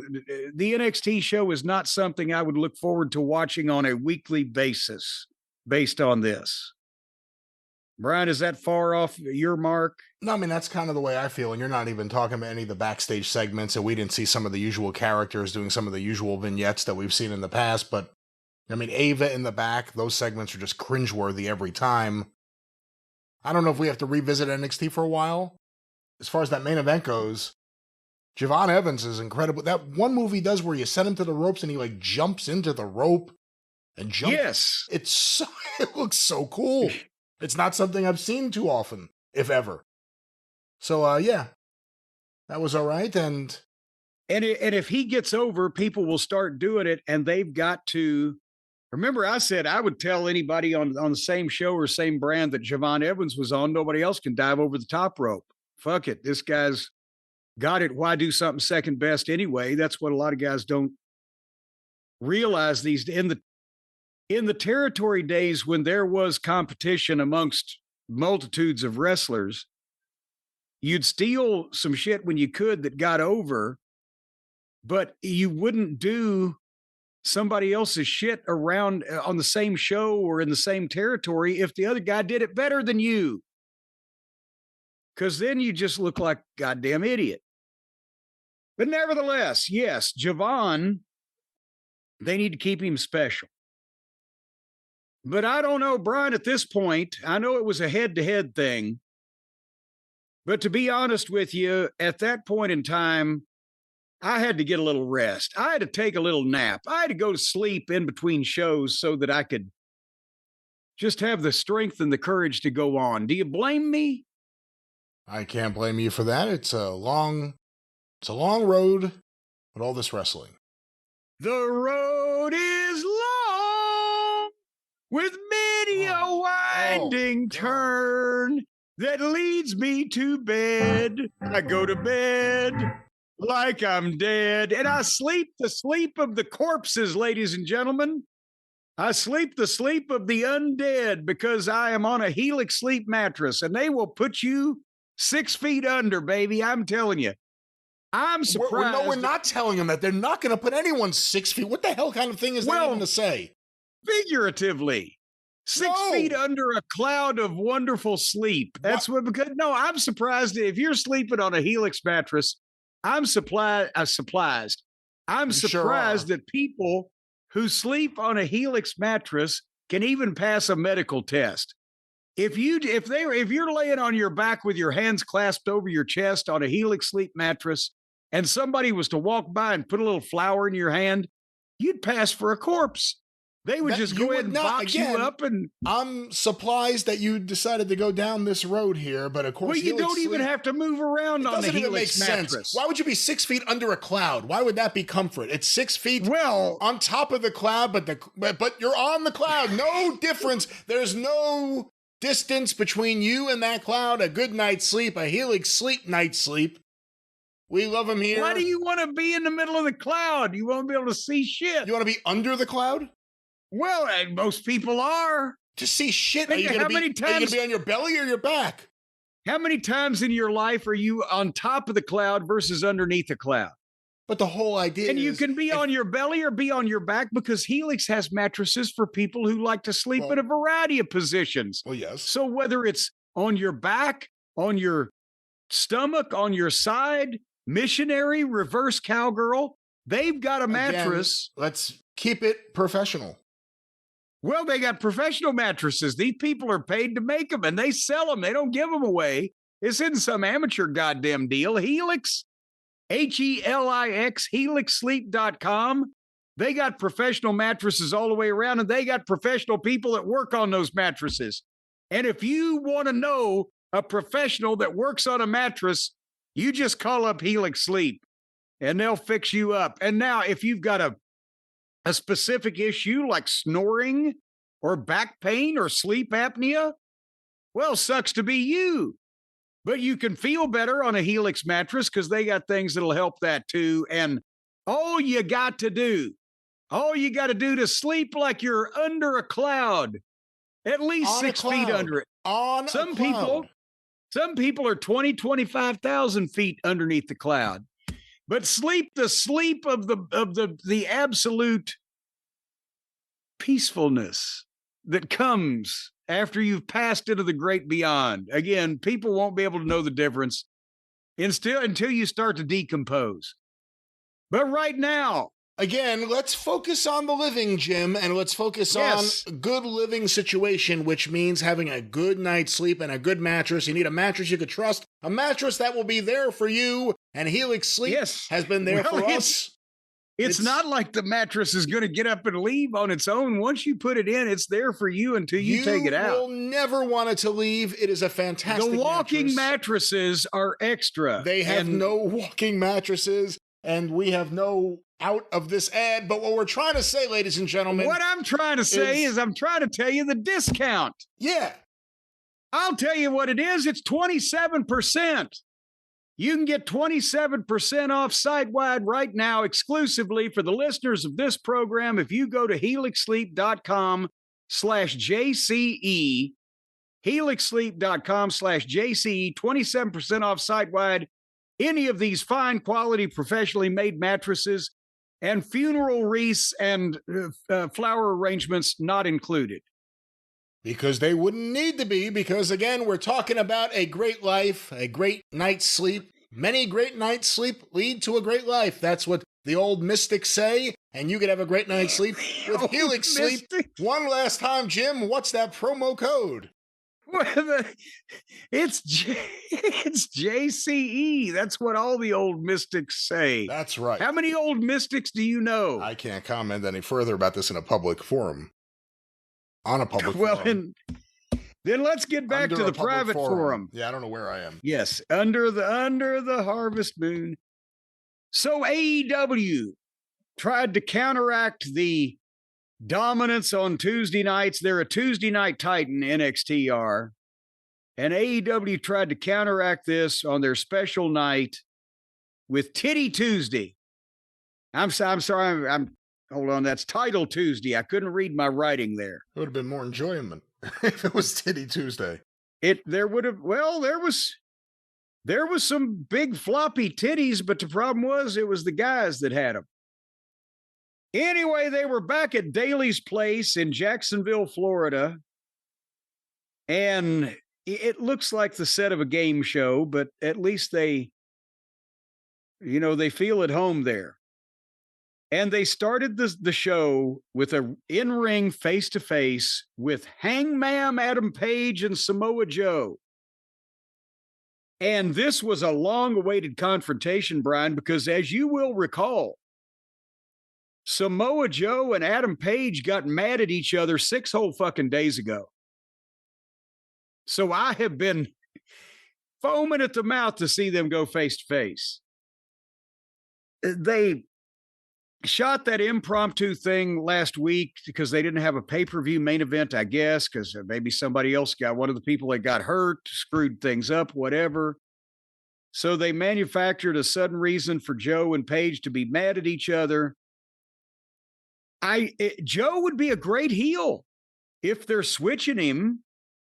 I don't know if they are. He came out with Hobbs and Shapoopy, and they all shook hands, and then Hobbs and Ship went to the back. But if it's more of this indie level, there's no baby faces and no heels bullshit that just confuses an already confusing issue here. They're wasting their time, and they're just going to beat Joe in a pay-per-view match, and then he's going to go back to being one of these 6-man miscellaneous champions. If they're switching him heel and he's going to goddamn have a concerted push going forward, I wouldn't even mind him dropping the goddamn thing this week, but I can't believe, or next week, whenever it is, at the pay-per-view, I can't believe they're going to put the belt on him, even though I'd like to see it. So, again, if they're going to switch him heel and put him in a main event spot, this is great. If they just did this for one show to beat him with Paige, who's getting more and more on my last nerve, then Oh, did you listen to what, again, he doubles down on this type of promo where it's clear that he's not speaking in a natural way.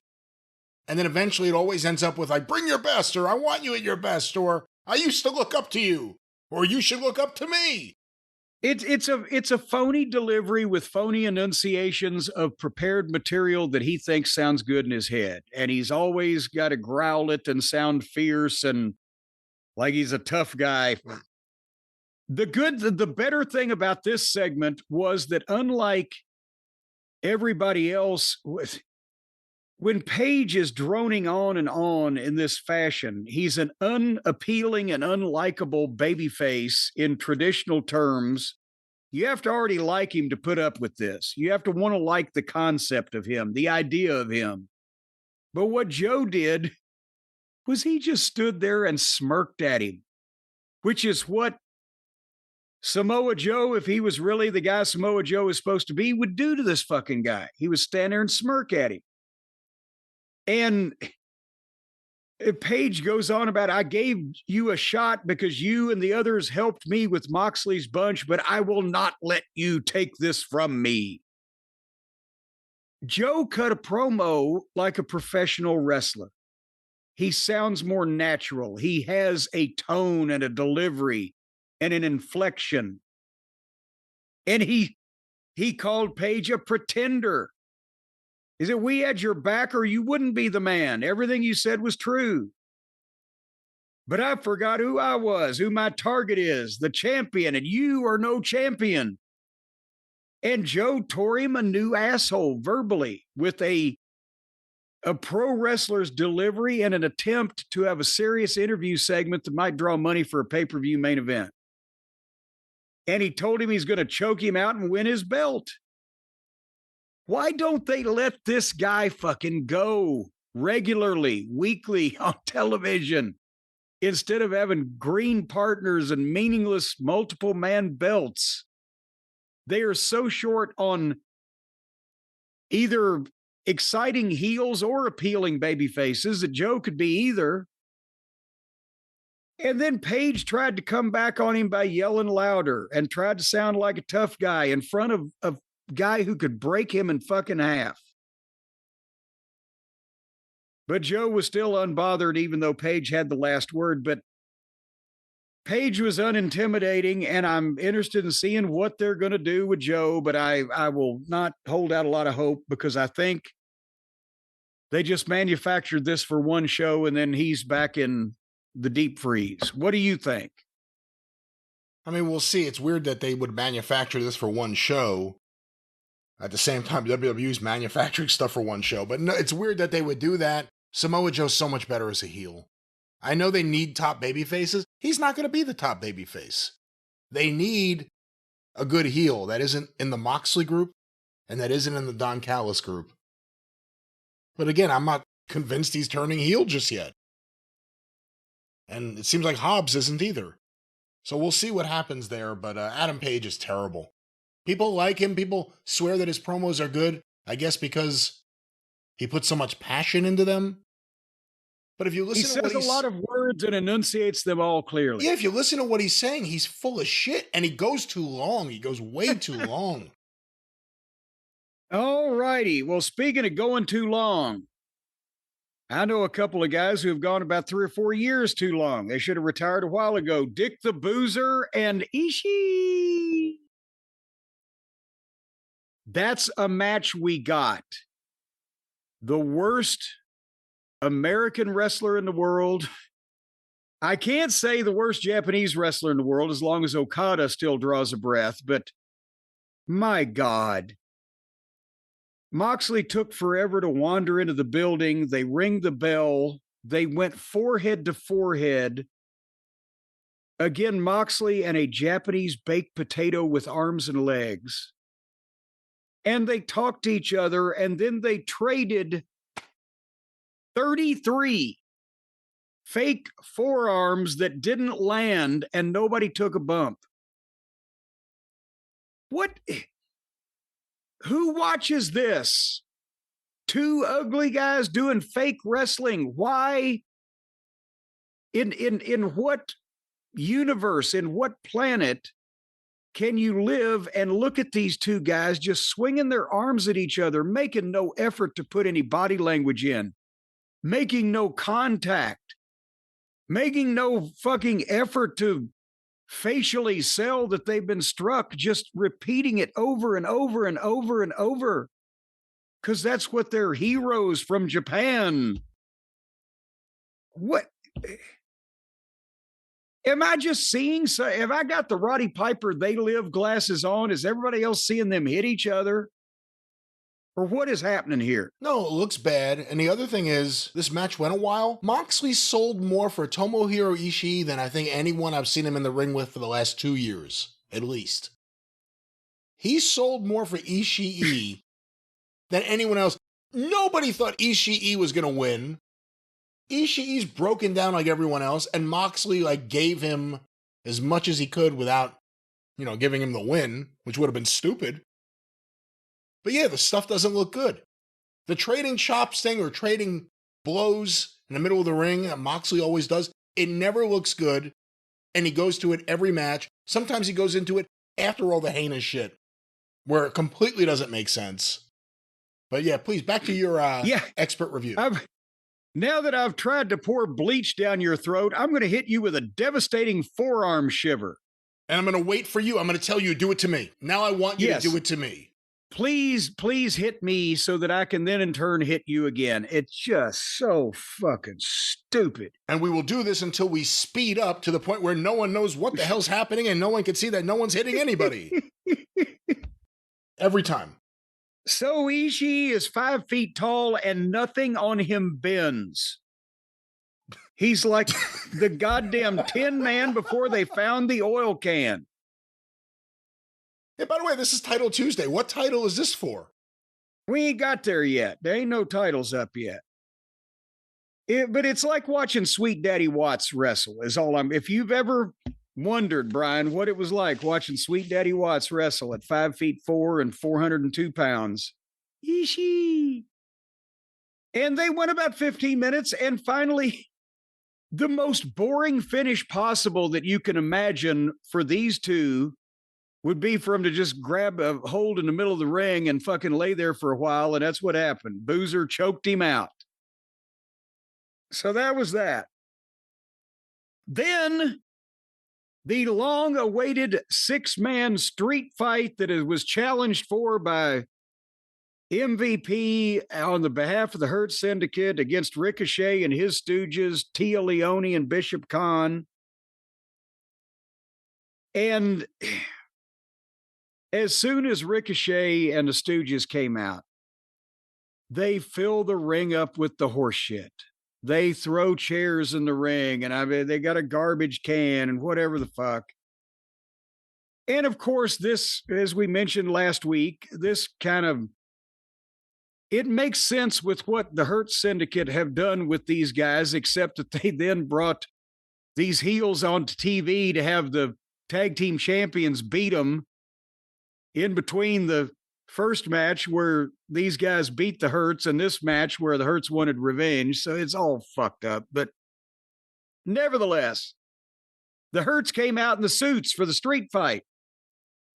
Brian, do you remember that's what me and the Midnight Express did at Starrcade 85? We came out for the street fight with Ronnie Garvin and I should say Miss Atlanta Lively and Jimmy Valiant. We went and got tuxedos. As a matter of fact, I think the only part of mine that still is in one piece is the cummerbund.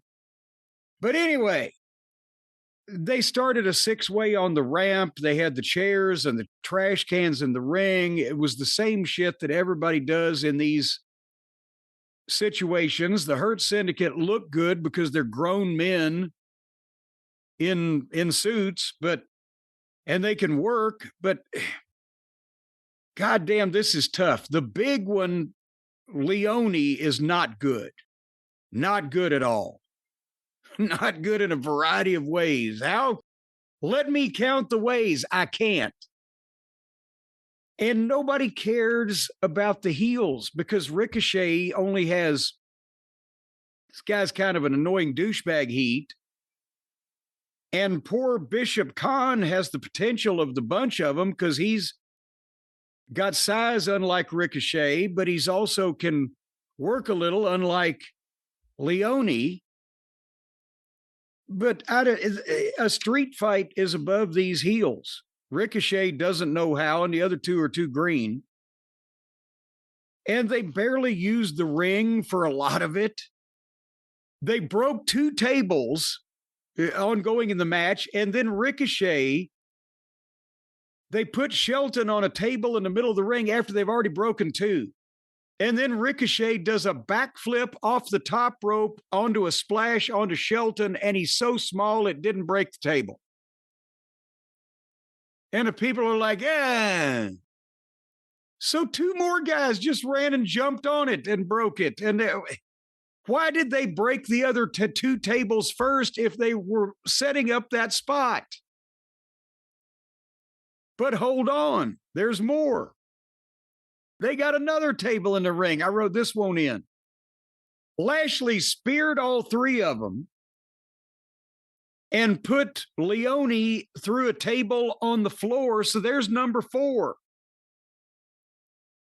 And then all 3 of the Hurt Syndicate cornered Ricochet, and Shelton hooked Ricochet and gave him a big German suplex and threw him through another table. Number 5. And then Shelton covered him 1, 2, 3. Besides, what in the world? 5 tables. What does it mean? Somebody's going to get stabbed one of these days through the goddamn intestines with a table shard for some spot that they've done 4 times previously in a match. It took almost 20 minutes. It was not good, and I believe it damaged the Hurt Syndicate's aura and reputation to win this match. Because it ain't working. There's no chemistry here. Am I lying, Brian? No, you're not lying, Brian. The Ricochet thing to me hasn't been working. They brought him in with a bunch of fanfare. They pretty quickly turned him heel and then made him an annoying heel that you didn't take seriously. They gave him the. But now hold on, they didn't turn him heel. He turned himself heel. Yeah, the fans turned him heel. Yeah, the fans said, you know what? We've realized now that you're allowed to be yourself. You're a goddamn douchebag. And they capitalized on that by months later creating a faction for him and the Gates of Agony, who have been in multiple factions so far in AEW, I believe, and hadn't won a match on TV. Didn't Don Callis have them at one time and trade them to somebody else when he'd never had them before, or was that vice versa? I'm not sure. I know they were with... Didn't Jake sell them to somebody? No, Jake sold the Mexican wrestlers to Don Callis in exchange. Oh, no, he got Mexican wrestlers back in exchange for Lance Archer. That's what it was. Oh. And then we never saw Jake ever again. He must be in Mexico. If Jake goes to Mexico, I bet you'll have a problem getting him back. I think they were part of Prince Nana's stable. And then that kind of became something else. Again, look, I don't know. Yeah. I like the Hurt Syndicate. The fans seem to, too. I mean, the fans are still chanting for them when they come out. They get into it. But that's not going to last forever if they don't have the right opponents and something that people can really sink their teeth into. Well, it not last forever. It's already kind of cooled off because there was more of that and more vehemence for it when they were the tag team champions and looking good, and they needed opponents, and Tony had made no opponents that were credible enough for them. I've heard people say, well, they don't want to put so-and-so over, they don't want to put so-and-so over. No shit. Because here are professionals that know and can assess talent and evaluate who they can work with. And they say, okay, so our choice is this fucking team, or this fucking team, or Hong Kong Phooey and his best friend. They didn't come there and sign, and probably this will be their last run in a major promotion because of age and etc. They didn't come there just to play in the ring with Ricky Steamboat's fucking daughter or some goddamn combination that Tony has slapped together on the spur of the moment. They came to get over and then establish some serious talent. And Tony has put no serious talent in front of them to establish. So they're having to make shit out of fucking toothpaste and duct tape. You know what I would do? You know what I would do? What would you do? In a few months or whenever it is, whenever MJF returns, I don't care how you get around the stupid announcement they made, he cashes in. He cashes in, he wins the belt. The only thing they've built up that I was interested in, that never happened, go into an MJF Bobby Lashley program and draw it out. Don't go right to the match, give it time, but go right to the Hurt Syndicate where supposed to help MJF, that's his name. They're supposed to help him. He did it on his own. And there's reason for them not to like him. At least there's a feud that someone will care about. But other than that, the Hurt Syndicate... And if they'd have stuck with that when MJF was in the thing and had them in the group and had the tensions boil over, and finally there's the thing with MJF and Bobby. With MJF having the championship that they could have helped him. Who knows what they were going to do before they just said, "Oh, we're not going to do any of this," and just took it away. But then you would have MJF versus Lashley with a personal issue behind it, and Lashley is the baby face that people are going to want to see hurt people, and that people would be MJF, and you'd have something. Good Lord, but they couldn't finish that like they can't finish anything else. So you know what happened next, Brian? We were treated to the returning tag team of Dino Douche and Jungle Jackoff. And they wrestled, I don't know and I don't care. Did you get any names from these people? Were they even announced? No, I missed it.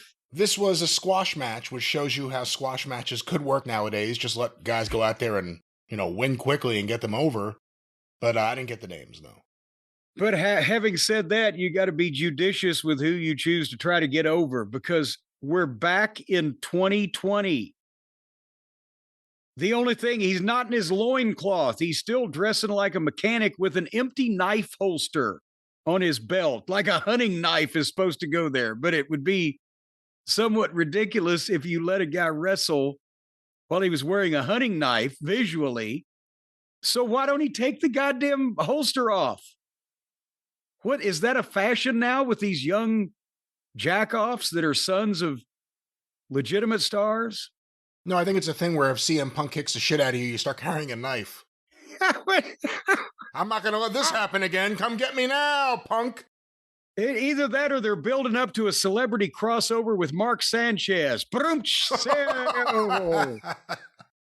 right, well, maybe it was that knife. He had an empty knife thing. Maybe it was that knife. It's been taken for evidence.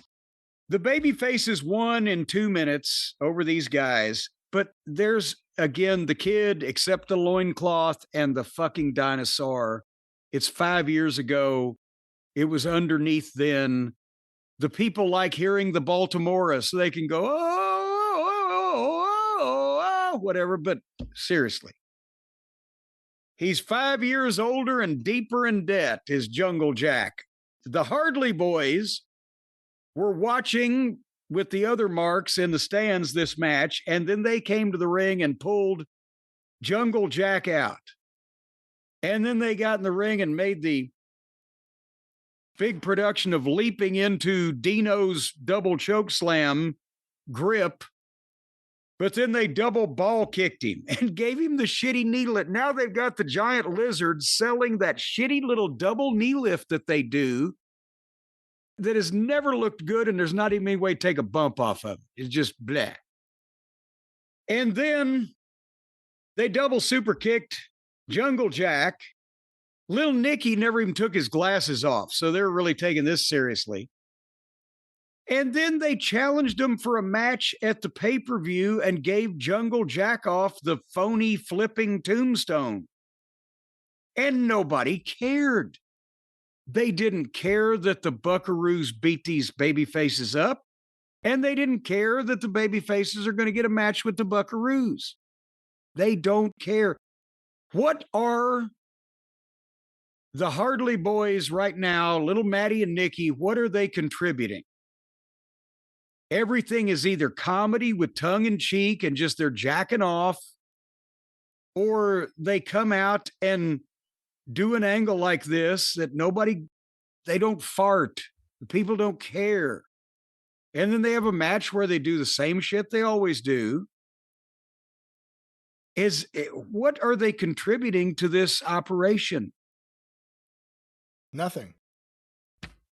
What are they contributing to the budget? That may be a different thing there, but yeah, I mean, they even tried to play into the throwback of them punching Jack Perry in the gut the same way Jack Perry had done to Tony Khan in the exact same building. Why would you want to remind anyone of that? Why would you want to remind anyone of the angle that went nowhere, that everyone said was a joke, that AEW fans said, no, sit back, watch this, and then it went nowhere and it was a complete joke? But that's what they did. You know, let Jurassic Express and Young Bucks work together. I think it should be, best of 9. Just let them work together for the next year and build up the rest of the show, not having to deal with the Bucks crowd. Well, then we had the Battle of the Kyles. Kyle Felcher against Kyle Brovslavsky. I'm sorry, it's Kyle O'Reilly. This was a shame that I didn't care, because Kyle O'Reilly has such a unique style. He's such a hardworking kid. I say kid now, I used to be a kid. And at one point, especially when he was in NXT with the group, that hybrid MMA style that he uses, the different things that he could do. He doesn't have a tremendous physique, but he's like an Elia, the small, wiry guy that can sell, blah, blah, blah. You could have done something. He's just been floating around in this crowd for so long, never wins, never taken seriously. So naturally, the guy that Kyle Felcher that they're pushing to the moon, they have a match and go 15 minutes with a flat finish. But Felcher hit him with a brain buster, then hit him with a big head kick, and then hit him with a brain buster. 1, 2, 3. I was like, what the fuck? What? He had just gotten out of an attempt by Kyle to do a leg lock or an ankle lock or whatever and hit that brain buster. That'd have been perfect place cover. 1, 2, 3. Exciting, convincing, and gives Kyle something. Instead, he brain busted him, then he kicked him in the head, then he picked him up and brain busted him and beat him like a goddamn carpet on your porch. Flat. Blah. I don't mean beat him flat. I mean it was fucking flat. Blah. So then Lance Archer comes in to beat up Kyle O'Reilly. But Roderick Strong comes in. And Ishii comes in. But Rocky Romero comes in. And they're all kicking the shit out of the baby faces. The fans are kind of Mark Briscoe comes in with music and makes a big comeback and dumps all the heels and gets the fans up. And at least they're ending strong. And then Mark turns around and sees Kyle Felcher, and they both stop and they start staring at each other. And they don't fight. And it kills the momentum. And the crowd comes down. And Kyle walks out, and Briscoe lets him. What the fuck? It's some kind of indie wrestling thing or Japanese wrestling thing or whatever small subset of the wrestling profession that Tony's mind is in and all these indie guys. That's a big dramatic thing, that here comes the babyface making a big comeback. He clears the heels out of the ring that have been doing the damage and all the people are up. And then he turns and sees one of them. And to make sure this is a big deal, instead of fighting him, he stops and he stares at him and the other guy stares at him and they stare some more and then they walk off. What the fuck is the matter with these? They've never had to sell a ticket next week. Their money's always been guaranteed. They've always been on a goddamn minimum or a contract or a whatever.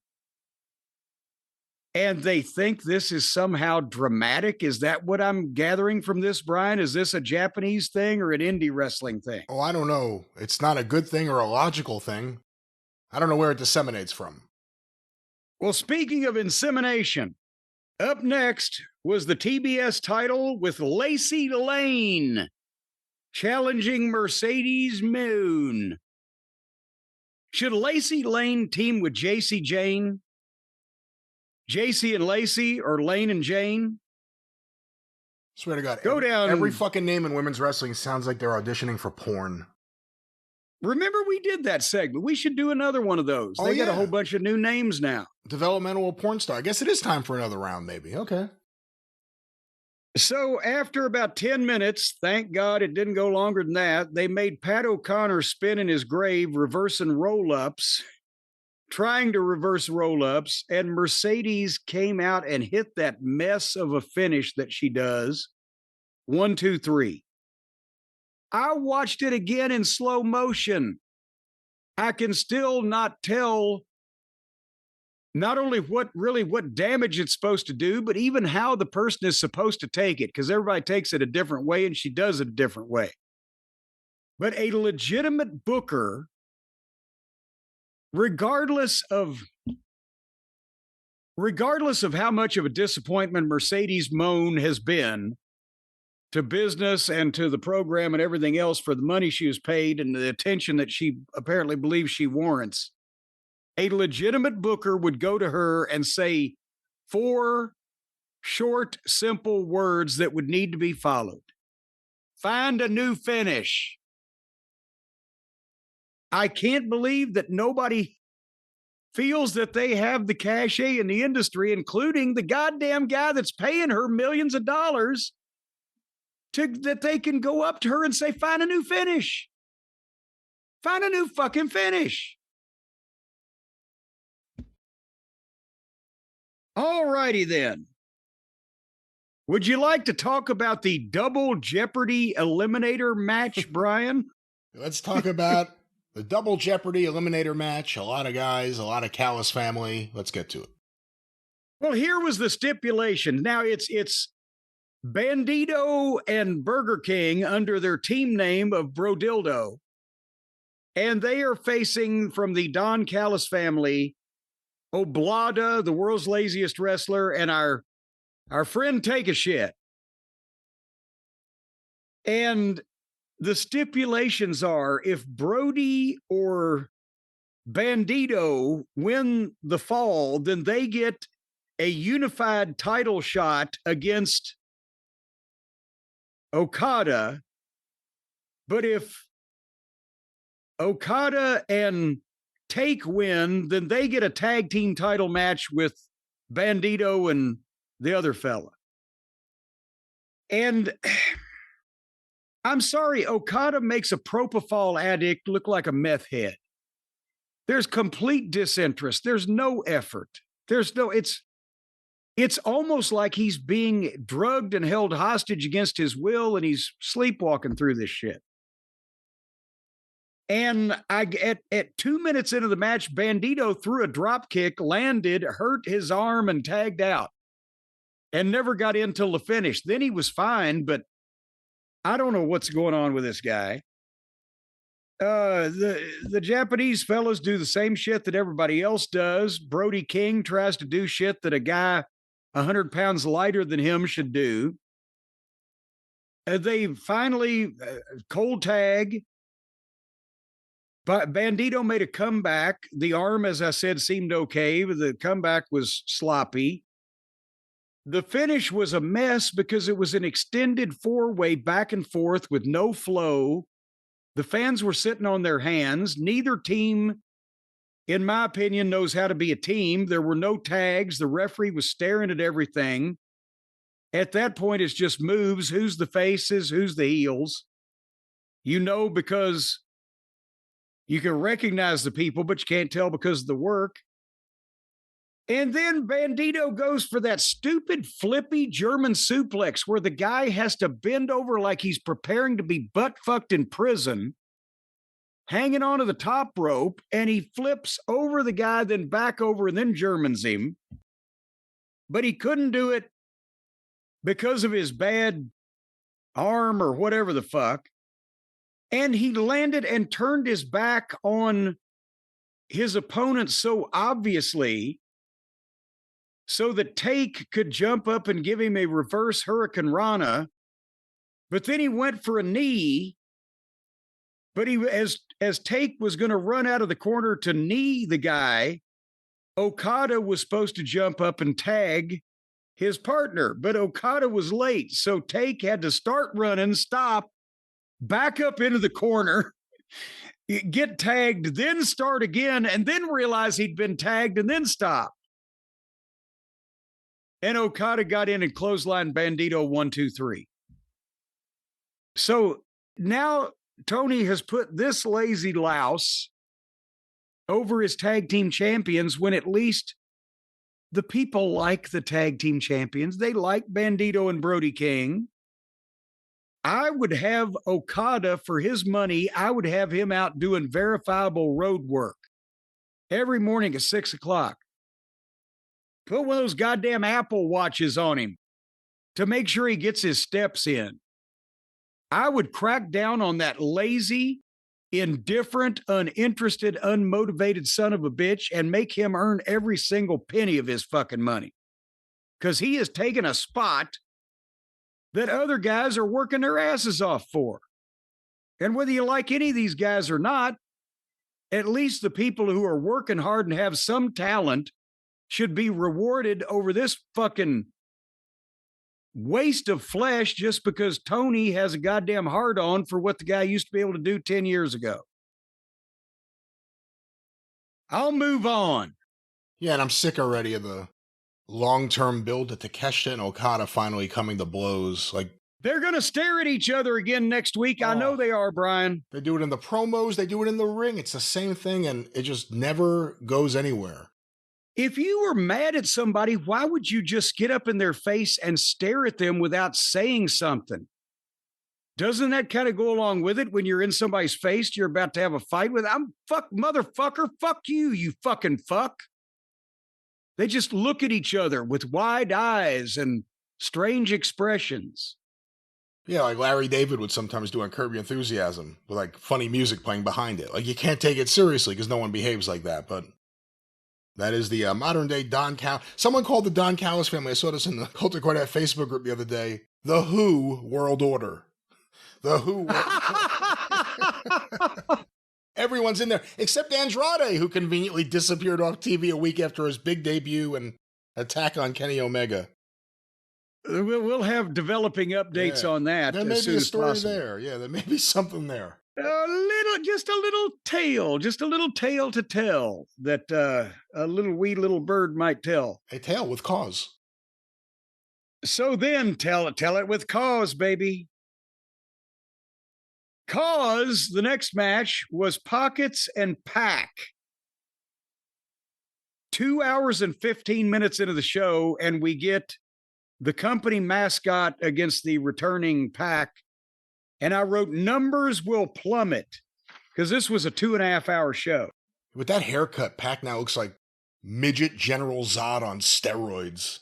No, I beg to differ.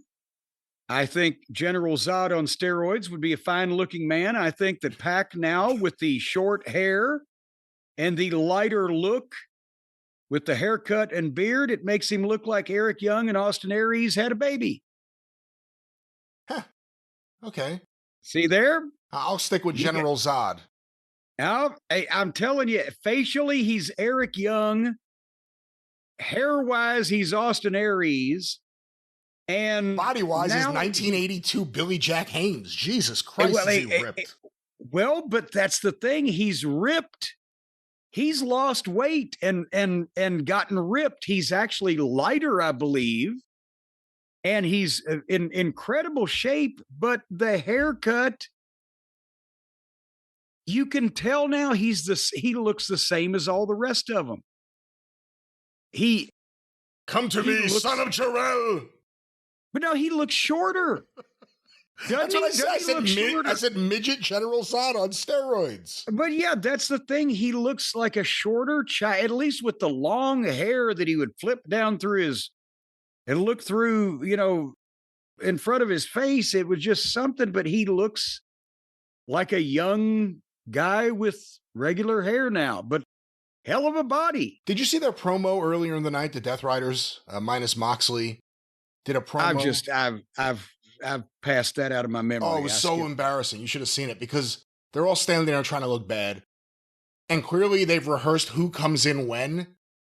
Because it was like, I'll stop talking. And then the next person just jumps in looking right at the camera like, and now it's my turn to say something that almost sounds natural. And now I will say something.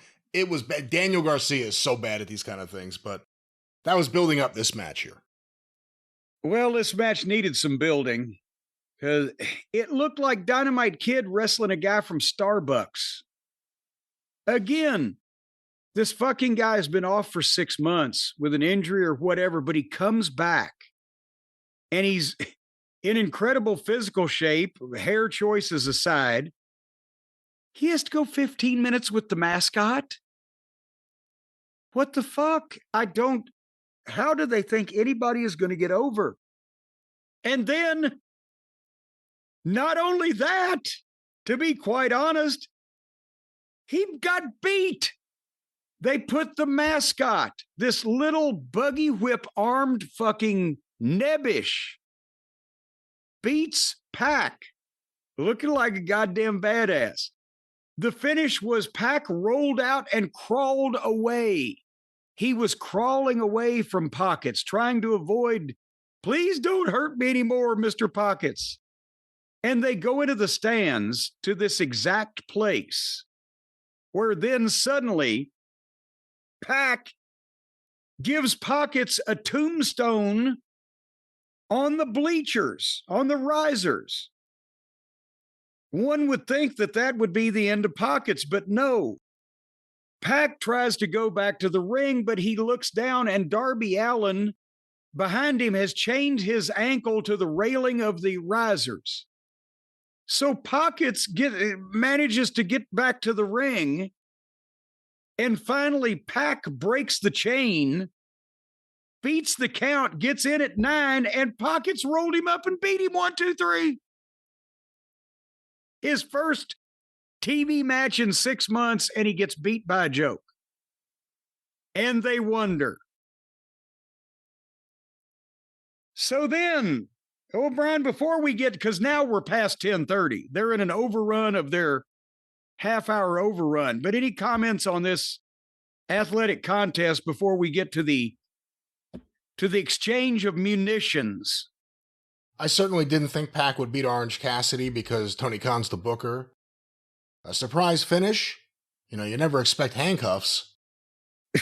And the match was a main event that I didn't think would get people's interest, which is always questionable why Tony does that because he always does a big angle at the end lately. And this was just like every other week.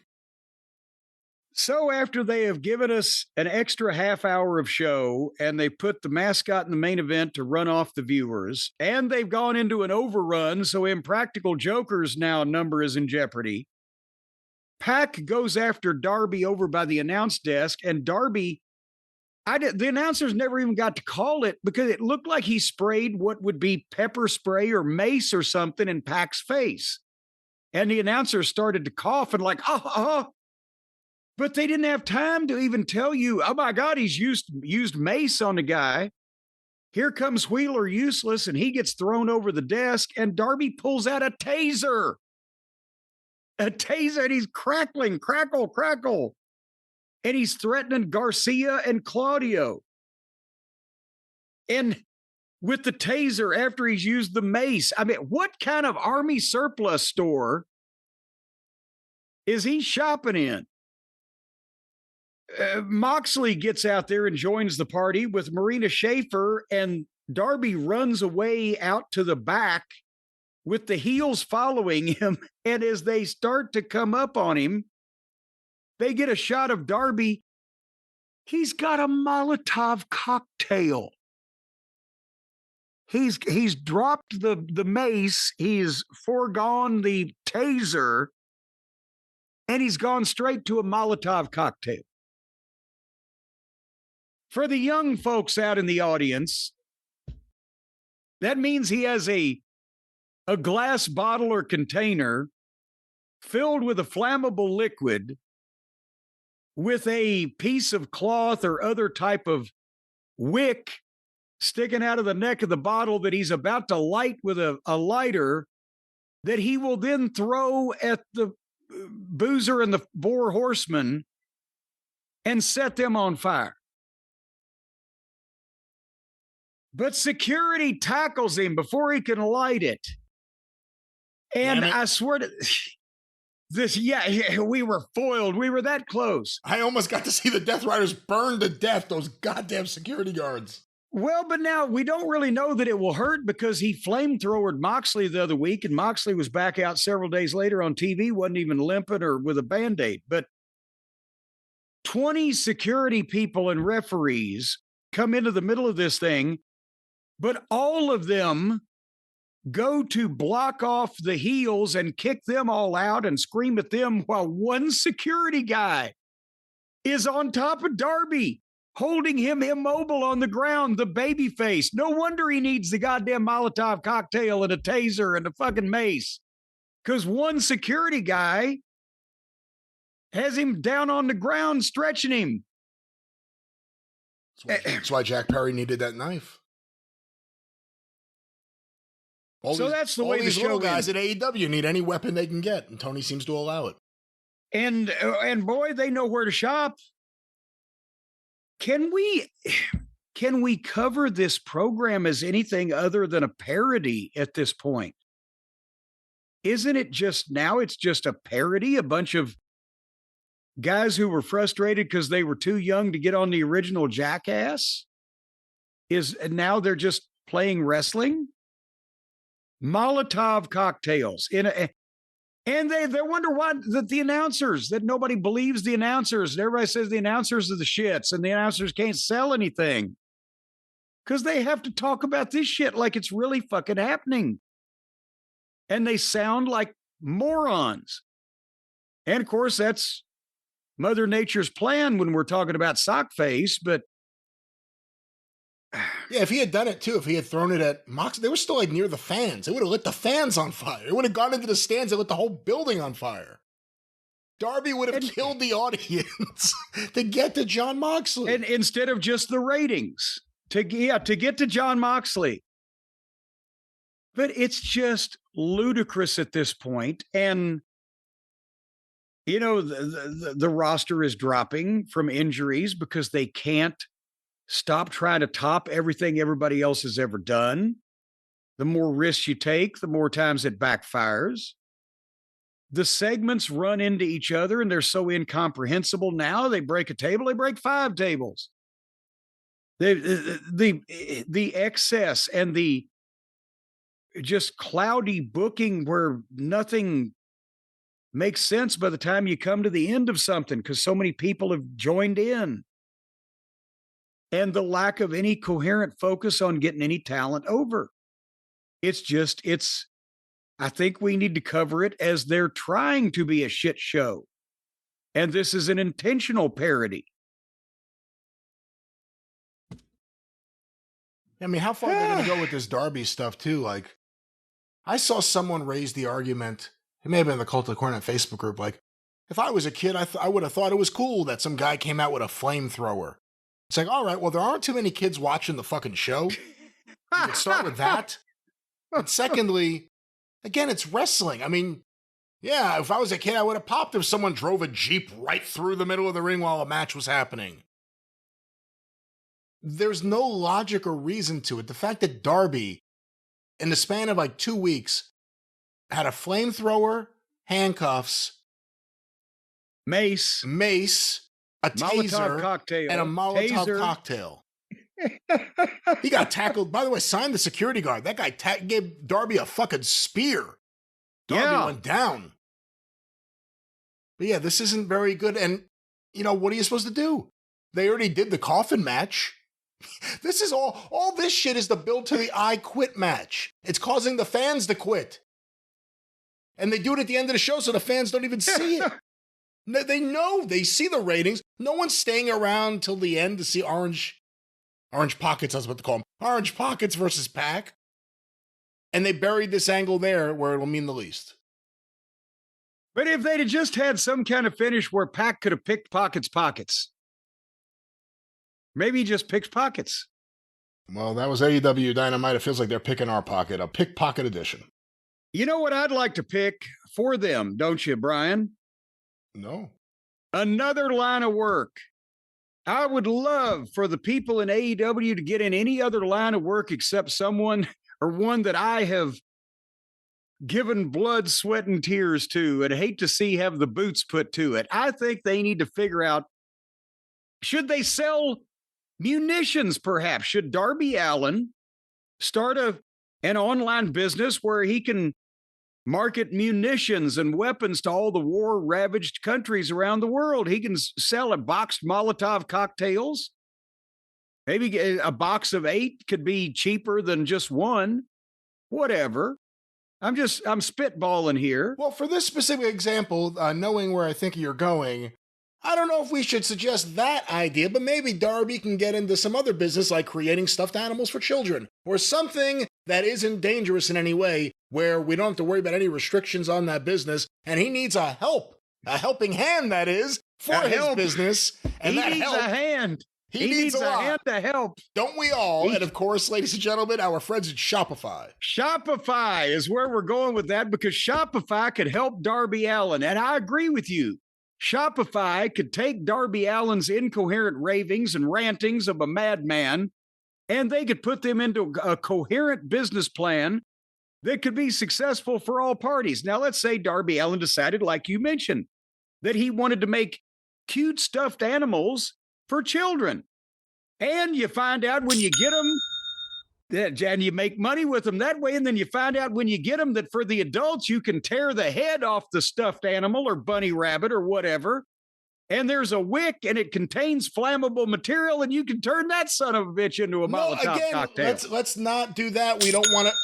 Okay. See, we want to make money for the children and the adults, and the children need the stuffed bunnies, and the adults need the Molotov cocktail. The adults don't need Molotov. The adults don't need Molotov cocktails. And ladies and gentlemen, this is the United States of America. We are allowed to possess any weapons that we want, from weapons grade uranium to all sorts of hand grenades and heat-seeking missiles. Again, well, hold on.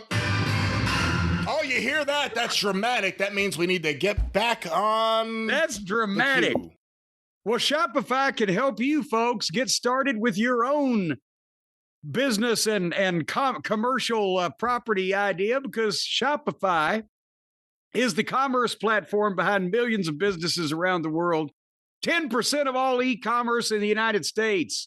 Household names you would recognize like Mattel and Garbage. That's a household name. All the way down to brands just getting started like Darby's Munitions.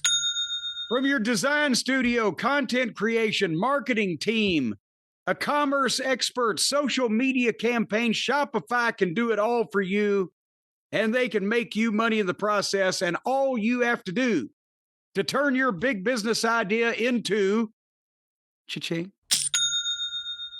reality is get Shopify on your side. Sign up right now for your $1 a month trial period and start selling today at shopify.com/JCE. $1 a month trial period. It's a feeling out process. You're going to feel them out. They're going to feel you up for only $1.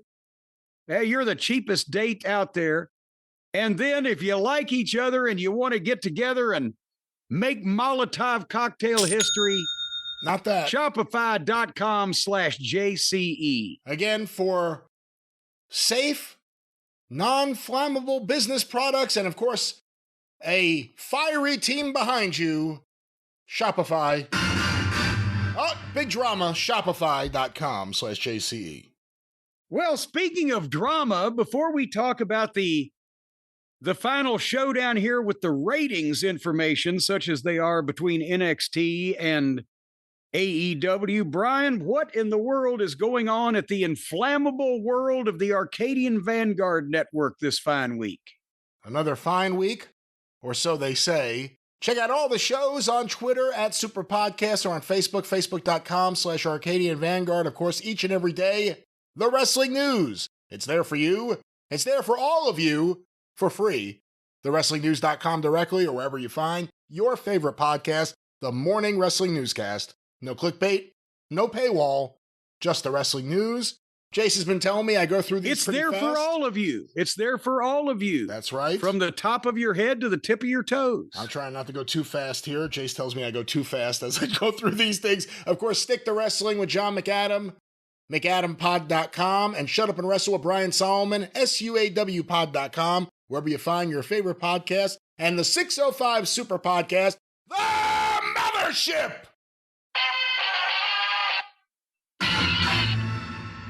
Well, that's right, Jim.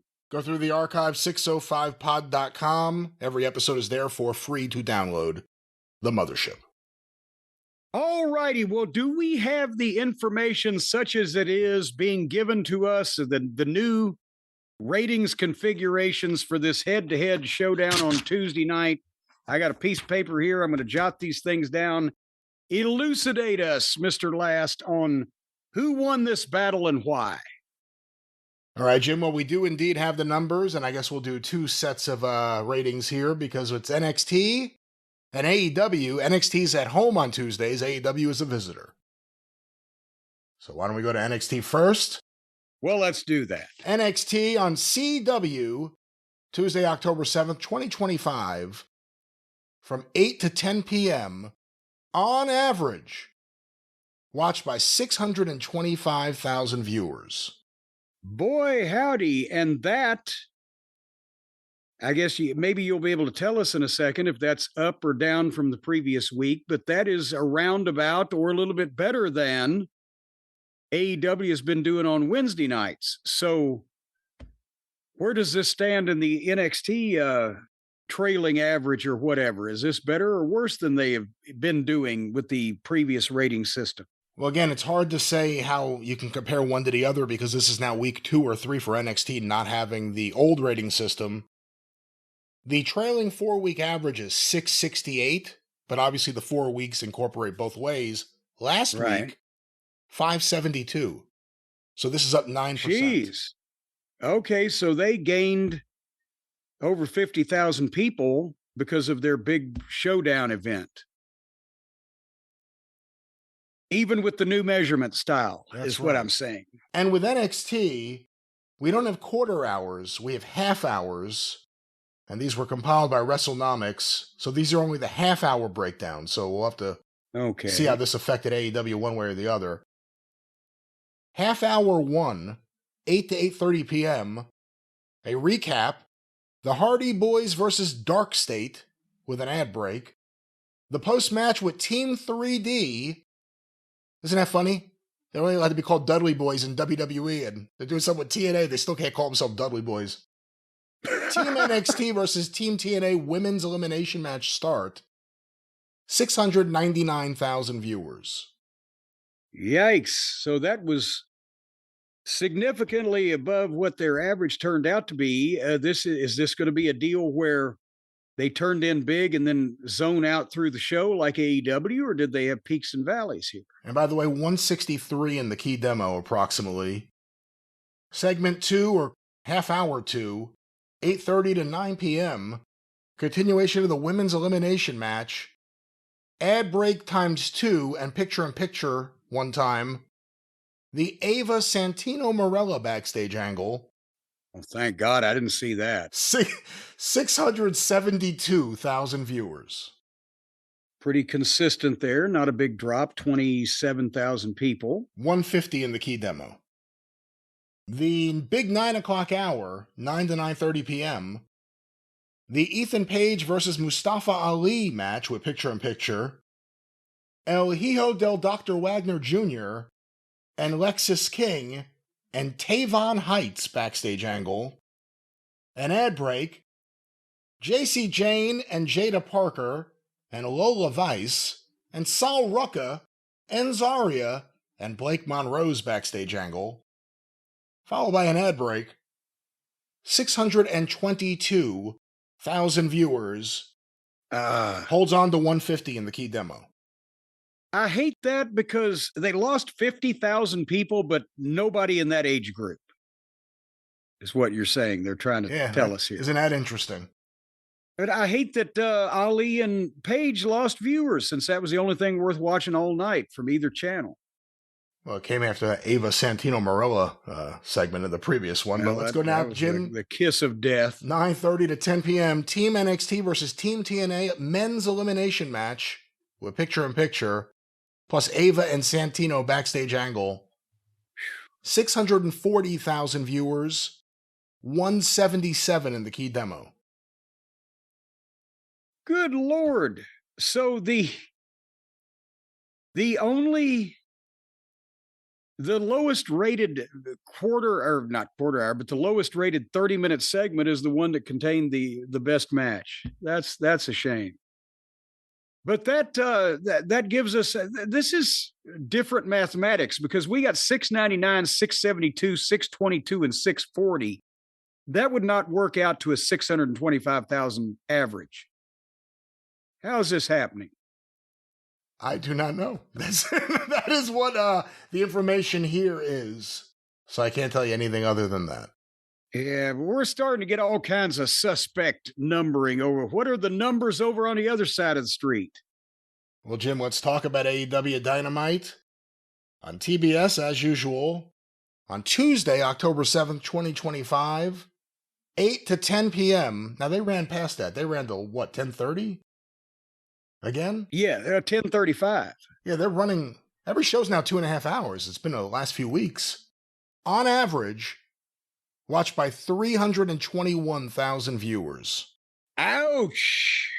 So we can assume, based on these numbers that we're being given, which are all up in the air, and who knows what the story is on these things. But since they're using the same measurement parameters from one week to the next, we can assume that not only did nobody not watch NXT to watch AEW, but more people watched NXT this week that it had wrestling opposition than it did last week by being measured under the same system. Yeah. But somewhere around 320,000 of AEW's normal fans who would watch on Wednesday either remembered to, cared to, or did make the choice to switch nights and watch them here. And last week, last week in their usual Wednesday night spot, they did their record low of 465. Well, and that was their first big experience with the new ratings system. So now this is the second experience they've had, but they're also on a different night. If next Wednesday is back up in the fours, at least, then we will know that it was the night change. And if it's not, then we'll just say, Jesus Christ. But go ahead. Do we have quarters or halves? Oh, we got quarters. Dimes? We've got the quarters here. You dime bags in that company? These were compiled by WrestleNomics. Quarter 1, 8 to 8:15 p.m. Samoa Joe and Adam Page's live promo and Mark Briscoe's backstage promo. 445,000 viewers. Okay, so I do apologize. 445,000 knew that it was on and started watching it. They just apparently ain't going to keep them. Go ahead. Yeah, they started right where they left off last week. Quarter 2, 8:15 to 8:30 p.m. And by the way, that was 117,000 in the key demo since I discussed it for the other show. I'll bring it up here. 8:15, 8:30 p.m. Tomohiro Ishii versus Jon Moxley, a picture-in-picture. 350,000 viewers. Good Lord. Out of 445,000, they lost 95,000 in 15 minutes. People wanted to see what was on each channel. It was Adam Page and Samoa Joe, followed by Moxley versus Ishii versus the Hardy Boys Hardy Boys match. Yeah. Followed by the start of that women's thing. Second quarter here. They definitely didn't want to see Moxley and Ishii. That's for sure. Go ahead. And that did 101,000 in the key demo. Quarter 3, 8:30 to 8:45 p.m. The Young Bucks backstage promo, an ad break, Tony Storm Chris Statlander video, and the start of the Hurt Syndicate versus the Demand street fight, with picture-in-picture, 354,000 viewers. So they actually picked 4,000 back up once they got rid of Moxley and the potato. 99,000 in the key demo. Jim, if you still have it there, what did NXT do in quarter 2? Because that would have been, or segment 2, 8:30. Well, 8:30 to 9 o'clock would be 672,000 people for NXT with 150 in the key demo versus for the first 15 minutes of that period, 354,099. So they're not quite doubling the audience, and they're about half again in the key demo. When we go to quarter 4, 8:45 to 9 p.m., the continuation of the Hurt Syndicate Demand match, followed by an ad break. 323,000 viewers. 88,000 in the key demo. Yeah, I told you that one was a rough one to watch for a while, but did they... Now, here's the thing.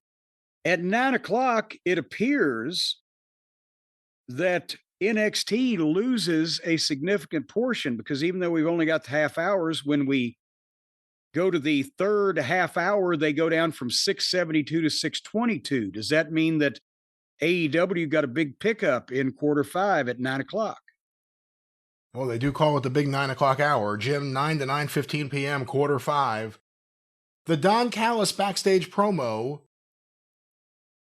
KM versus Orion. Okay, I don't know what the hell he wrote here. WrestleNomics. The Jurassic Express match. The post-match with the Young Bucks. The Pac backstage promo. And the start of Kyle Fletcher versus Kyle O'Reilly.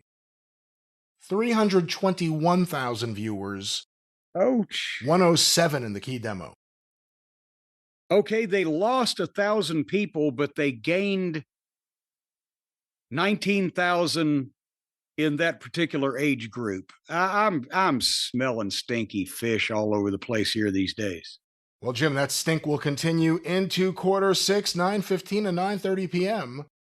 The continuation of Fletcher versus O'Reilly, the post-match with the Callis family and Roderick Strong and Mark Briscoe, followed by an ad break. 277,000 viewers. Ouch. 97,000 in the key demo. And then the key demo is still 97,000 when there's 277,000 viewers versus the key demo was 88,000 when there was 322,000. So I don't know what's happening here. Well, we go now to quarter 7, 9:30 to 9:45 p.m. The Kyle Fletcher backstage promo. Mercedes Moné versus Lacey Lane with picture-in-picture. The Sammy Guevara Beast Mortos backstage promo. 270,000 viewers. 86,000 in the key demo. Well, that's the low on everything so far. At this point, they got to come up somewhere to hit their average, don't they? Well, we'll see what the rest of the story tells us. We will now go to quarter 8, 9:45 to 10 p.m. I remind you, we have a 33-minute overrun. So there'll be 3 more quarters to talk about after this. The usual end of the show, 9:45 to 10 p.m. An ad break. Brodito versus Okada and Takeshita with picture-in-picture ads. 249,000 viewers, 72,000 in the key demo. By the time they get to the end of this, are they going to owe us viewers? Well, we shall see, but those are the lows right there. We now go to the big 10 o'clock hour, quarter 9, 10 to 10:15 p.m. The continuation of Brodito versus Okada and Takeshita, the Jet Speed Willow Nightingale promo, an ad break, Stokely, FTR, Megan Bayne, Penelope Ford backstage promo. Why are they all together?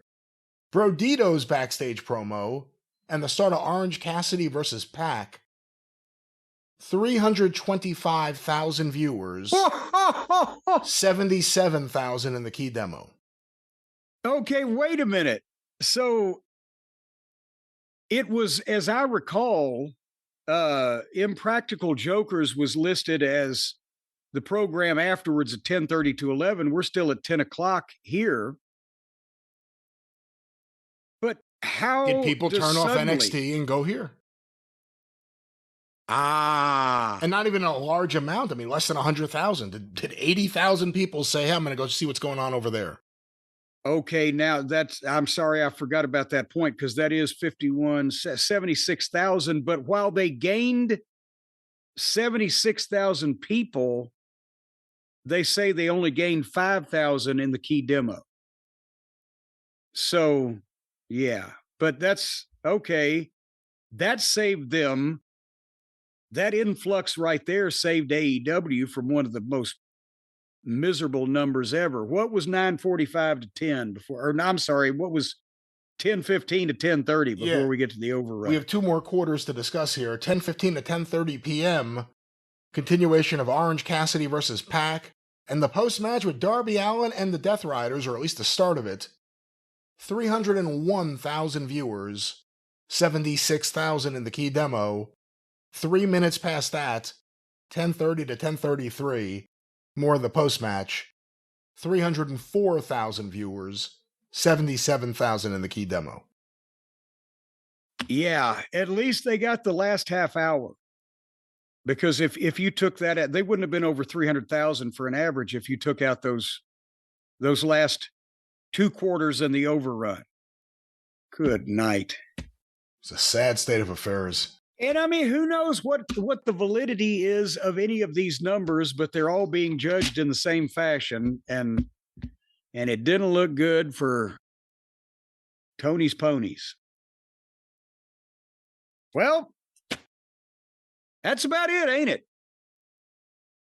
Yeah, until the drive-thru in a few days, but we do have wrestling to watch in just a few hours from Australia. So there's a lot going on still. Oh, boy. Well, we'll be down under, and then we'll see who gets over. But until then, folks, for the drive-thru and the experience next week, and don't forget about the big sale that's going on at Cornette's Collectibles, and my pride and joy, it's like having a baby. I'm cradling this book in a blanket in my arms, Heroes and Friends. It's on sale now. Stories about some of the most unique people I've ever known and a couple of really good friends, and I hope you'll enjoy them. Until then, and next time, thank you, fuck you, and bye-bye, everybody.